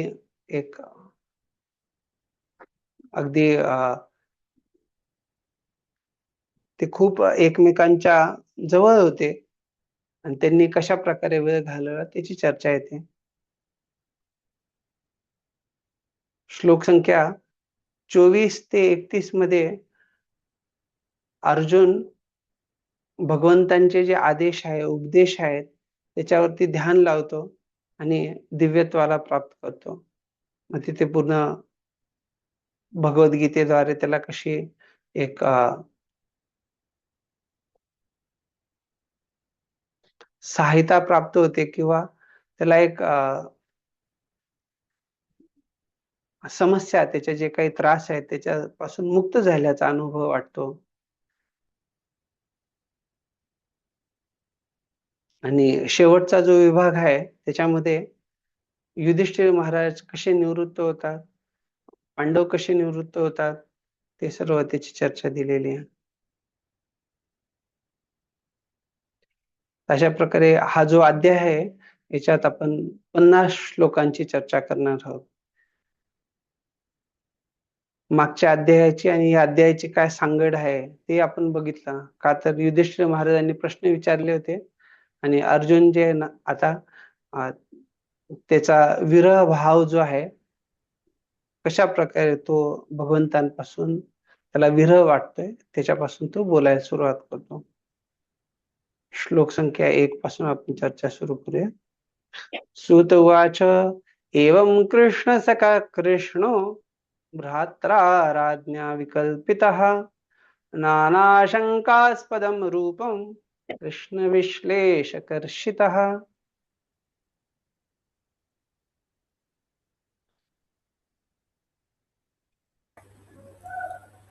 सूत गोस्वामी म्हणाले, महाराज, युधिष्ठिरांनी आपल्या तर्कबुद्धीने असे अनेक प्रश्न अर्जुनास विचारले, पण भगवान श्रीकृष्णांचा तो विख्यात मित्र अर्जुन श्रीकृष्णांच्या विरहाच्या तीव्र जाणीवेने अगदी दुःख व्याकुळ झाला होता.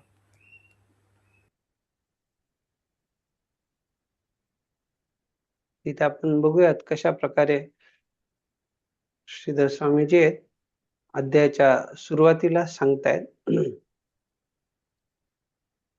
हा जो 15वा अध्याय आहे त्याच्यात काय आहे तर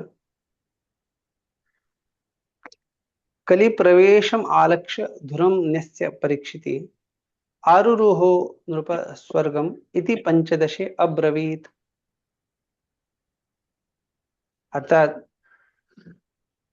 कली प्रवेशम आलक्ष्य, इथे कलीचा प्रवेश होणार हे बघून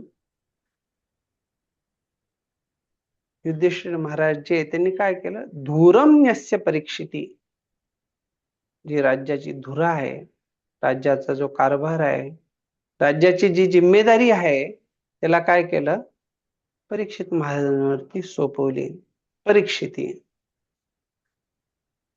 आणि मग ते जे आहे, आरुरोह नृपः स्वर्गम इति पंचदशी अब्रवीत, अशा प्रकारे ते भगवद्धाम प्राप्त केले. नृप हा राजा युधिष्ठिर, हे या 15व्या अध्यायामध्ये त्याची चर्चा येते.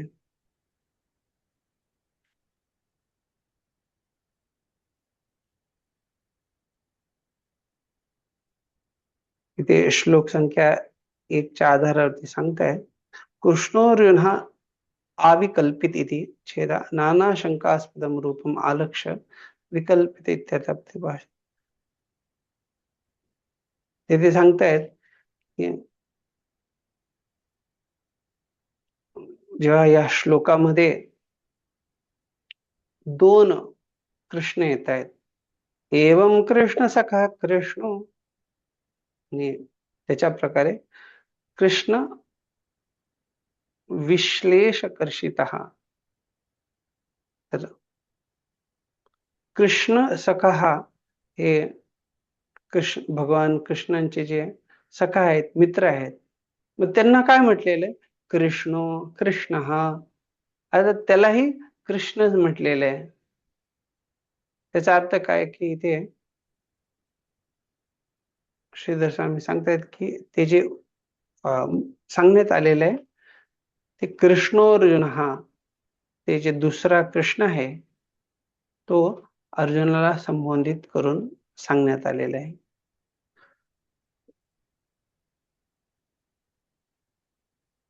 आणि युधिष्ठिर महाराजांनी इतके सारे प्रश्न विचारले होते, त्यांच्या ज्या वेगवेगळ्या प्रकारच्या शंका आहेत,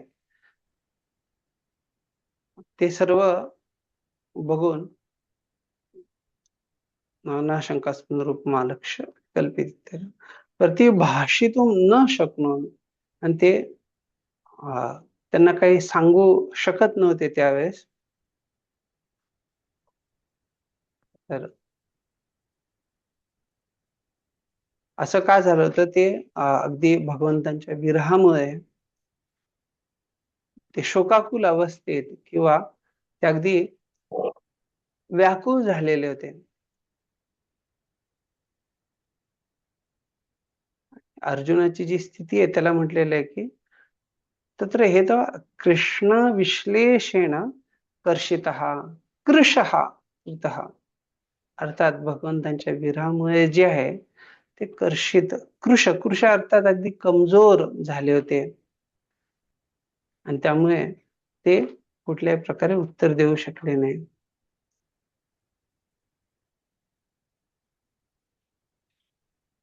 उपजी ते तात्पर्यात सांगताय, अर्जुन अत्याधिक संतप्त झाल्यामुळे अर्जुनाचा गळा जो आहे तोही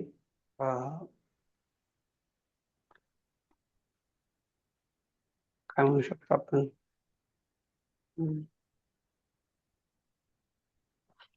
गळा चोकअप झाला होता, अर्थात तो बोलू शकत नव्हता, आणि त्यामुळे तो हे जे काही युधिष्ठिर महाराजांनी वेगवेगळ्या प्रकारचे प्रश्न विचारले होते, त्यांच्या ज्या आशंका होत्या, त्याचा तो योग्य उत्तर देऊ शकला नाही.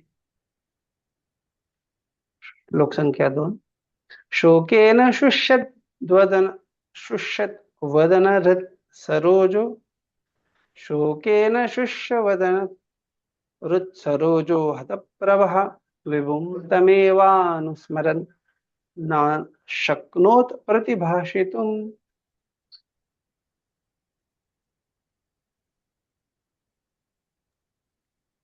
हरे कृष्ण. दुःख वेगामुळे अर्जुनाचे मुख व कमळासारखे हृदय सुकून गेले होते. त्यांच्या शरीरावरचे सर्व तेज लोपले होते. भगवंतांच्याच स्मरणात गडलेला अर्जुन उत्तरादाखल एक शब्दही बोलण्यास समर्थ झाला नाही. हरे कृष्ण. धन्यवाद. हे असं कशामुळे झालं, तर शोकेन हेतुना, हा, कारण काय होतं? शोकमुळे आपलं जे दुःख होता त्याच्या वदनम च रुच्यते एव सरोजे. त्याच्यामुळे काय झालं तर वदनम च रुच्य, त्यांचं मुख वदन आणि त्यांचं हृदय दोन्ही ते काय झालं होतं, ते सुकून गेलं होतं. शुष्यति वदन सरोजी यस्य सा हता प्रभा तेजो यस्य सा. आणि असे जे अर्जुन आहेत त्यांची प्रभा पण चालली गेली होती. हता प्रभा मारली गेली होती किंवा ते तेजहीन झालेले होते.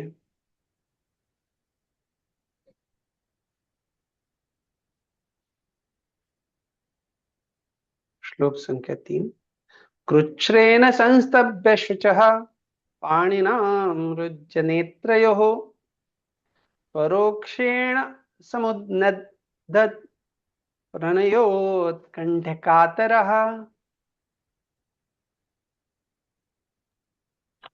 डोळ्यातून वाहणारे दुःखाश्रू त्याने मोठ्या कष्टाने आवरले. भगवान श्रीकृष्ण दृष्टीआड झाल्याने तो खिन्न झाला होता.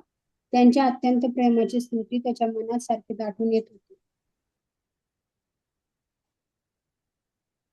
अर्जुनाची जी स्थिती आहे, शुचा शोकाश्रुणी यानी उद्गच्छन्ति तानि नेत्रयो संस्तभ्य गलितानि च पाणिना आमृज्य परोक्षेण दर्शन अगोचरेण श्रीकृष्णेन हेतुना स्वम उन्नद्धम अधिकम यत् प्रेमोत्कंठ्यम तेन कातरो व्याकुला सन्नृपम इत्याह इत्युत्तरेण अन्वयः.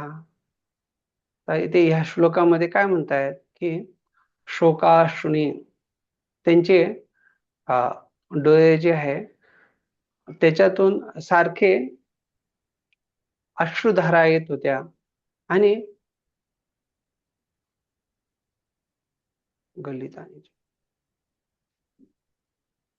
त्यांनी काय केलं की अगदी कष्टपूर्वक त्यांचे अश्रूंना थांबवलं. क्षण अगोचरेन. आता इथे त्यांना आपल्या अश्रूंना थांबवलं आणि बरोबर जे आहे पाणीना आमृज्य आपल्या हाताने जे आहे ते पुसलं जे काय अश्रुधारा वगैरे येत आहेत त्याला. पण भगवंतांचा दर्शना गोचरेण, का तर भगवंत आता त्यांच्यासाठी दर्शन प्राप्त होणं कठीण होतं. त्यांच्या अगोचर झालेले असल्यामुळे भगवंतांच्या संबंधित जे काही आहे समुद्दम अधिकम यत प्रेम उत्कंठम, अर्थात भगवंतांबद्दल त्यांचं जे उत्कंठा कशा प्रकारची, त्यांच्या उत्कंठेला इथे म्हटलेलं आहे की ते यत प्रेम औत्कंठ्यम, ती भगवंतांप्रती त्यांचं जे प्रेम आहे त्याच्यामुळे असलेली त्यांची जी उत्कंठा आहे त्याच्यामुळे तेन कातरो, त्या उत्कंठेमुळे काय झाले, कातरो व्याकुल. आता अर्जुन जे आहे खूप व्याकुळ झालेले आहेत आणि त्यामुळे नृपम इति आह, त्यामुळे ते राजा युधिष्ठिरांना जे आहे ते काय करतायत, इथे उत्तरेनं, आता ते उत्तर द्यायला सुरुवात करतायत किंवा ते उत्तर देत आहेत. इति आह, ते बोलणार. सख्यम हितैषिताम मैत्रीम उपकारिताम सौहृदम सुहृत्वम चात संबंधिताम च बाष्पेन कंठावरोधोत गदगदया. अर्थात ते सख्यम अर्थात हितौषिताम, हे जे आहेत भगवंतांचे भगवंतांप्रती त्यांच्या काय काय वेगवेगळ्या भावना आहेत त्याच्याबद्दल सांगतायत की ते भगवंतांप्रती सख्य किंवा हितैषीची भावना, मैत्रेम किंवा त्यांच्यासाठी काही करायचं, त्यांच्याप्रती उपकार करण्याची भावना जी आहे, किंवा सौहृदम श्रुतम चात संबंधिताम, आणि जे काही संबंधी आहेत त्यांच्याबद्दल स्मरण करून बाष्पेन कंठावर, त्यांचं जे हृदय जे आहे, कंठ जे आहे ते गदगद झालेलं आहे.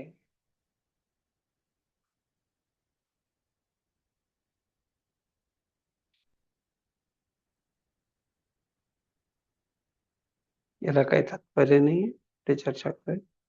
सख्यम मैत्रीम सौहृदम च सारथ्यादिषु संस्मरन् नृपमग्रजम इत्याह बाष्पगदगदया गिरा. हरे कृष्णा. भगवान श्रीकृष्ण आणि त्यांच्या सदिच्छा, त्यांचे वरदान, त्यांचे जिव्हाळ्याचे कौटुंबिक संबंध, त्यांचे सारथ्य, हे सर्व वारंवार आठवून अर्जुनाचे अंतःकरण दुःखावेगाने भरून आले आणि अत्यंत जड श्वास घेऊन त्याने बोलण्यास प्रारंभ केला. याच्यावरती टीका आपण बघितली. श्रीधर स्वामी काय सांगतात, विश्वनाथ चक्रवर्ती ठाकूर जे त्यांची टीका बघूया.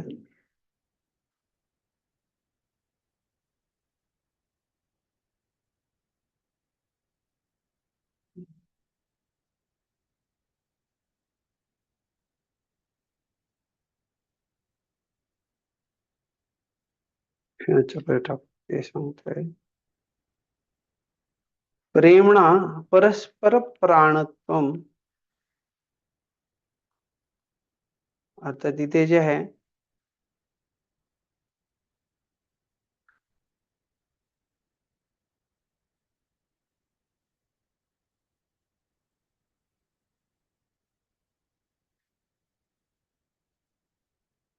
परस्पर प्राण, परस्पर हितैषित्वम सख्यम, मैत्रीम दास्य मिश्रम सख्यम, सौहृदम वात्सल्य मिश्रम सख्यम.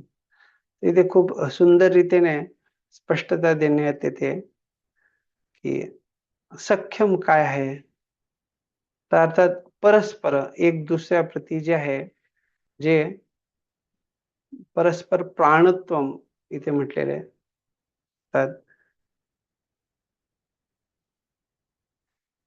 नाही, प्रेमना परस्पर प्राणत्वम, एक दुसऱ्या प्रती एक दुसऱ्याचं प्राण असणं, त्याला इथे प्रेमना म्हटलेलं आहे. आणि परस्पर हितैषित्वम सख्यम, अर्थात एक दुसऱ्याचं जे हित बघणं, त्याला इथे सख्यम म्हटलेलं आहे. अर्थात अशा प्रकारे हित बघणं म्हणजे काय की एक व्यक्ती दुसऱ्या व्यक्तीला मदत करणं, दुसरा व्यक्ती त्या व्यक्तीला मदत करणं, अशा प्रकारे सहयोगिक मदत कार्य. पण मैत्री जी आहे ते काय आहे, तर मैत्रीम दास्य मिश्रम सख्यम. तर आपण सख्य काय ते बघितलं की एक दुसऱ्या प्रती जो आहे तो व्यक्तीचा हितैषीचा भाव आहे, दुसऱ्याचं हित करायची इच्छा आहे, दुसऱ्याला मदत करायची इच्छा आहे, दुसऱ्याप्रती स्नेह आहे, ते सख्य आहे. पण मैत्रीम म्हटलं की सख्यमध्ये दास्यचं मिश्रण आलं, त्यामुळे म्हटलेलं की मैत्रीम दास्य मिश्रम सख्यम.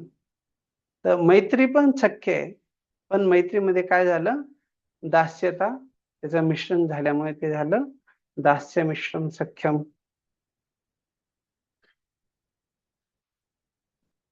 आणि सुहृदम काय आहे, सौहृदम वात्सल्य मिश्रम. तर सौहृदम जे आहे ते वात्सल्य मिश्र सख्यम आहे. तर एक सख्यम काय समजल्यामुळे जे दास्य मिश्रम सख्य काय आहे, सख्यम, आणि वात्सल्य मिश्रम सख्यम काय ते आपण समजू शकतो. तर मैत्रीम काय आपल्याला समजलं की ते दास्य मिश्र सख्य आहे, आणि सौहृदम काय आहे तर वात्सल्य मिश्र सख्य आहे.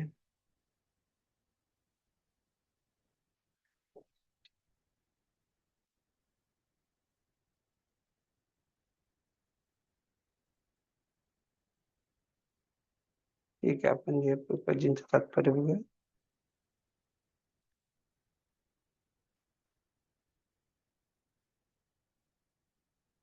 भगवंत परमपुरुष जे आहेत ते आपल्या भक्तांच्या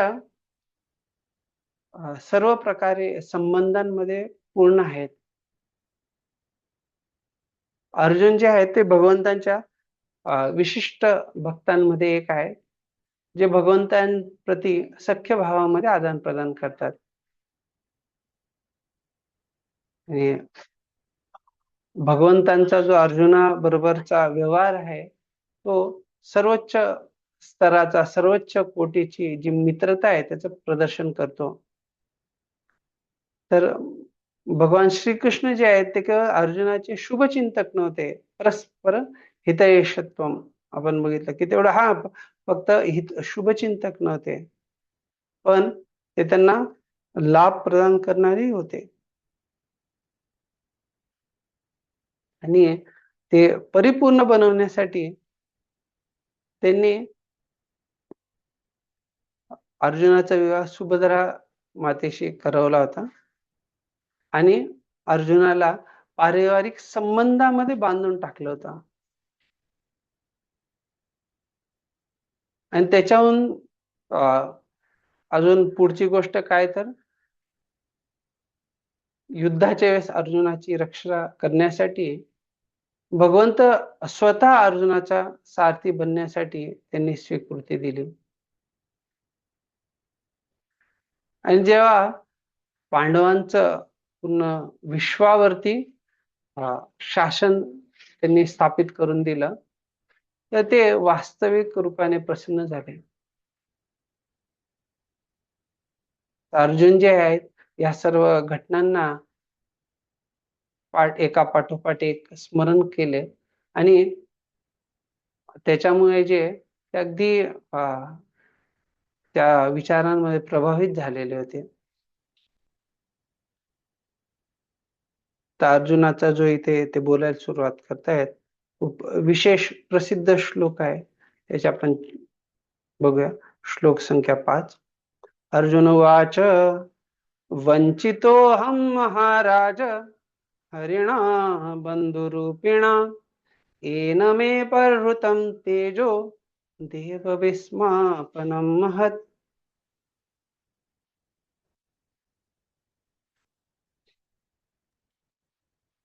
हरे कृष्ण.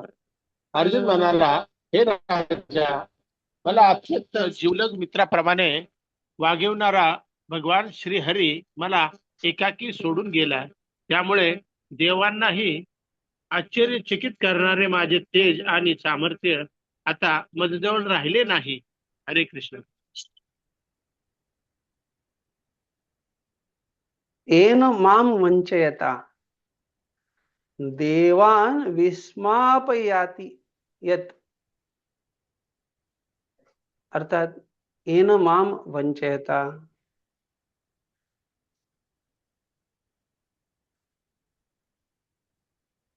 अर्थात भगवंतांनी जे आहे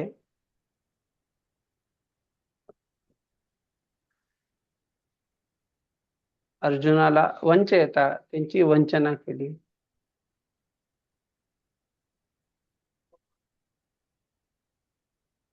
जेव्हा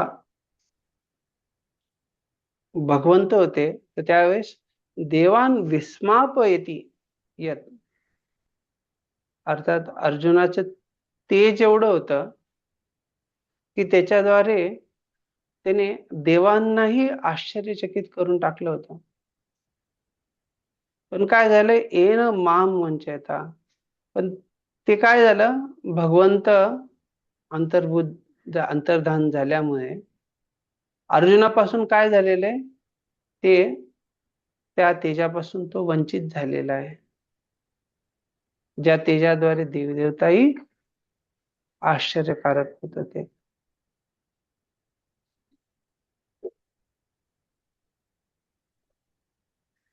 चक्रवर्ती ठाकूर सांगतात, वंचितः त्यक्तः येन माम त्यक्तवता मम तेजोपहृतं येन तद्दत्तमेव तेज इति भावः. इथे खूप महत्वाचं आहे समजणं. जेव्हा म्हटलेलं आहे की वंचित त्यक्त येन, वंचित अर्थात जे त्यागलेलं आहे किंवा त्यक्त झालेलं आहे, सोडण्यात आलेलं आहे. वंचितोस्मी अर्थात भगवंत जे आहे सोडून गेले. पण कशा प्रकारे गेले ते? माम त्यक्तवता मम तेजोपरुतम, ते अंतर्धान झाले, पण त्यांनी काय केलं, माझं जे काही तेज आहे त्यालाही ते अपरुतम, माया अपरुतम, पण हे भगवंतांद्वारे, मायेद्वारे, अर्थात भगवंतांनीच ते दिलेलं होतं आणि तेच ते जे आहे भगवंतांनी अपहृत केलं आणि ते परत काढून घेतले. तेन दत्त, तेन तद दत्तम एव, अर्थात ते तेज कसं होतं, माझं तेज म्हटलं तर ते काय माझं स्वतःच आहे का? नाही, ते भगवंतांद्वारेच दिलं गेलं होतं. एव तेज इति भाव, काय म्हणताय की त्यांच्याद्वारे दिलं गेलेलं तेज आहे.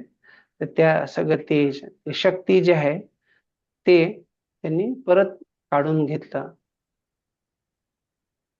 अर्थात ते प्रसिद्ध जो प्रसंग येतो, अशा प्रकारे अर्जुन द्वारकेच्या राण्यांना घेऊन जात असतो आणि त्यावेळेस काही ग्वालबाल येऊन त्याला हरवतात. इथे ते स्पष्टता येते की अर्जुनाला त्याची जाणीव होते, अरे अरे अरे अरे अरे, साधारण ग्वालबालांनी मला हरवलं, गांडीवधारी अर्जुनाला हरवलं वगैरे. तात्पर्यात कृपाजीत सांगतायत, भगवद्गीतेच्या 10व्या अध्यायाच्या 41व्या श्लोकामध्ये, अर्थात 10व्या अध्यायाचा जो 41वा श्लोक आहे त्याच्यामध्ये स्पष्टपणे सांगण्यात आलेलं आहे, भगवंतांचं जिथे कुठे जे काही विशेष वाटतं ते सगळं भगवंतांच्या शक्तीचं, तेजाचं बस एक छोटा अंश आहे. यद यद विभूती मत्सत्वम श्रीमतोर्जितम एव तत्तत्तेवाम एवाव तत्तत एवाव गच्छत्वम मम तेजांश संभवम. अर्थात यद यद विभूती, जे काही आपल्याला वाटते की महान आहे, कोणी एखादा व्यक्ती महान कलाकार आहे, एखादा व्यक्ती मोठा वैज्ञानिक आहे, किंवा जिथे ज्या क्षेत्रात जिथे कोणी श्रेष्ठ आहे, तर ते बस भगवंतांच्या तेजाचा एक अंश आहे किंवा एक छोटा, खूप छोटा अंश आहे. आता ती विभूती म्हणण्यात आलेलं आहे त्याला.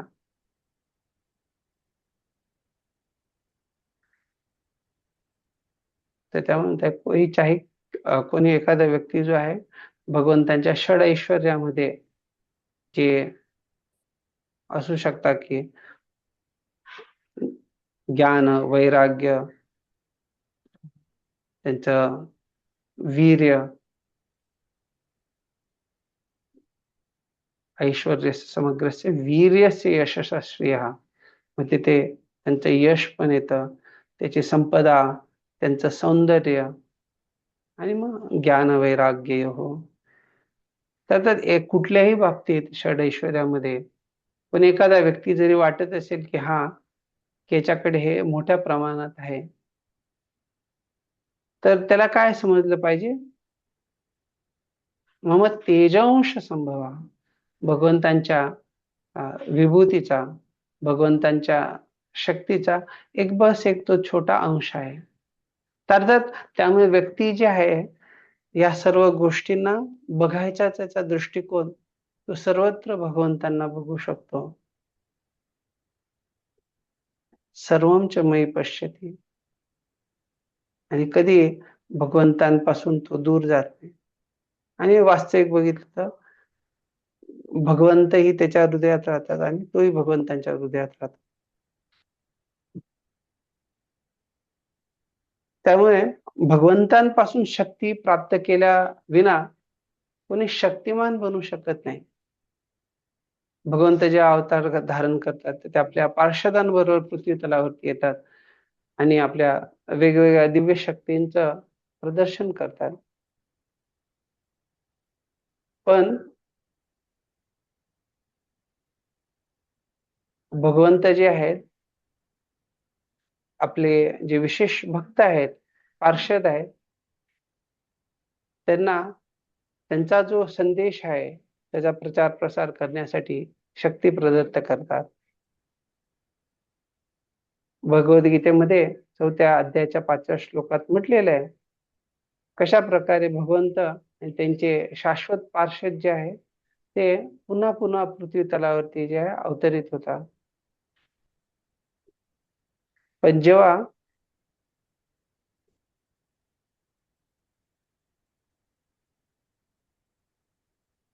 भगवंत त्यांच्या सर्व अवतारांबाबतीत सर्व काही स्मरण करू शकतात, पण त्यांचा कोणी पार्षद जो आहे, ज्या प्रकारे अर्जुन आहे, ते सर्व काही स्मरण करू शकत नाही. का तर ते विसरून जातात. कसे विसरतात? भगवंतांच्या इच्छेनेच ते विसरतात. त्यामुळे भगवंत जेव्हा या पृथ्वी तलापासून अंतर्धान होतात, तर ते आपल्या सर्व पार्षदांना आपल्या शाश्वत धामात पुन्हा परत घेऊन जातात. तर भगवंत त्यांनी जे अर्जुनाला विशेष शक्ती वगैरे प्रदान केली होती, ते भगवंतांचा जो हेतू आहे त्याची पूर्ती करण्यासाठी. आणि जेव्हा त्या साध्याची किंवा त्या उद्देशाची पूर्ती झाली, तर त्याच्यानंतर काय झालं? वंचितोस्मी, त्या शक्ती पुन्हा काढण्यात आल्या.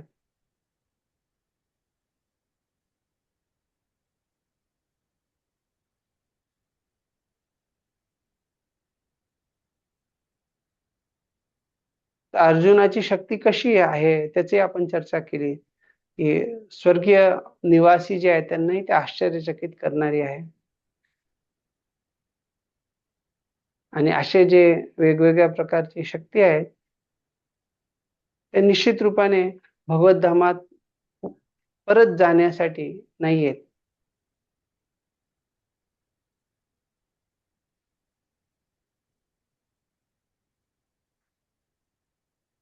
तर भगवंत जर अशा अर्जुनासारख्या महान भक्तांना ते शक्ती प्रदान करतात आणि त्यांच्याकडनं परत घेऊ शकतात, तर साधारण व्यक्तींबद्दल काय बोलावं? अर्थात अशा महात्म्यांच्या तुलनेमध्ये त्यांचं स्थान, त्यांची स्थिती अगदी निम्न स्तराची आहे.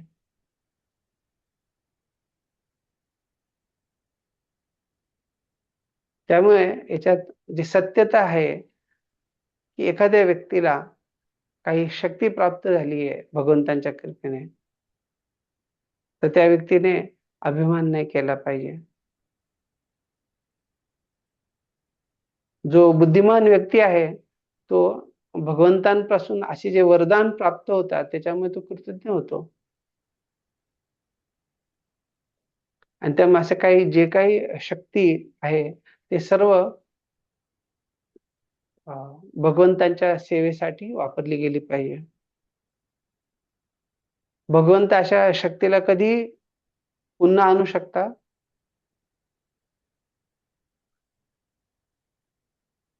त्यामुळे हे सर्व जे काही वेगवेगळ्या प्रकारची शक्ती, संपदा आहे, सर्व काही भगवंतांच्या सेवेमध्ये लावलं गेलं पाहिजे. अशा प्रकारे हे तात्पर्य बघितलं आपण. उद्याच्या कक्षेमध्ये श्लोक संख्या 6 पासून 50 पर्यंत आपण पूर्ण करणार आहोत. कोणाला काही प्रश्न असेल तर विचारू शकता.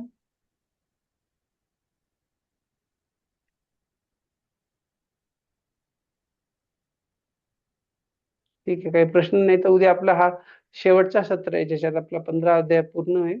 होऊ शकतं की आपल्याला 15-20 मिनिट जास्त लागले किंवा अर्धा तास, तर थोडं संयम ठेवा उद्याच्या कक्षेमध्ये. ठीक आहे, खूप खूप धन्यवाद. श्रील प्रभुपाद की जय. श्रीमद् भागवतम की जय. निताय गौर प्रेमानंदे. हरि हरि बोल. वांछा कल्पतरु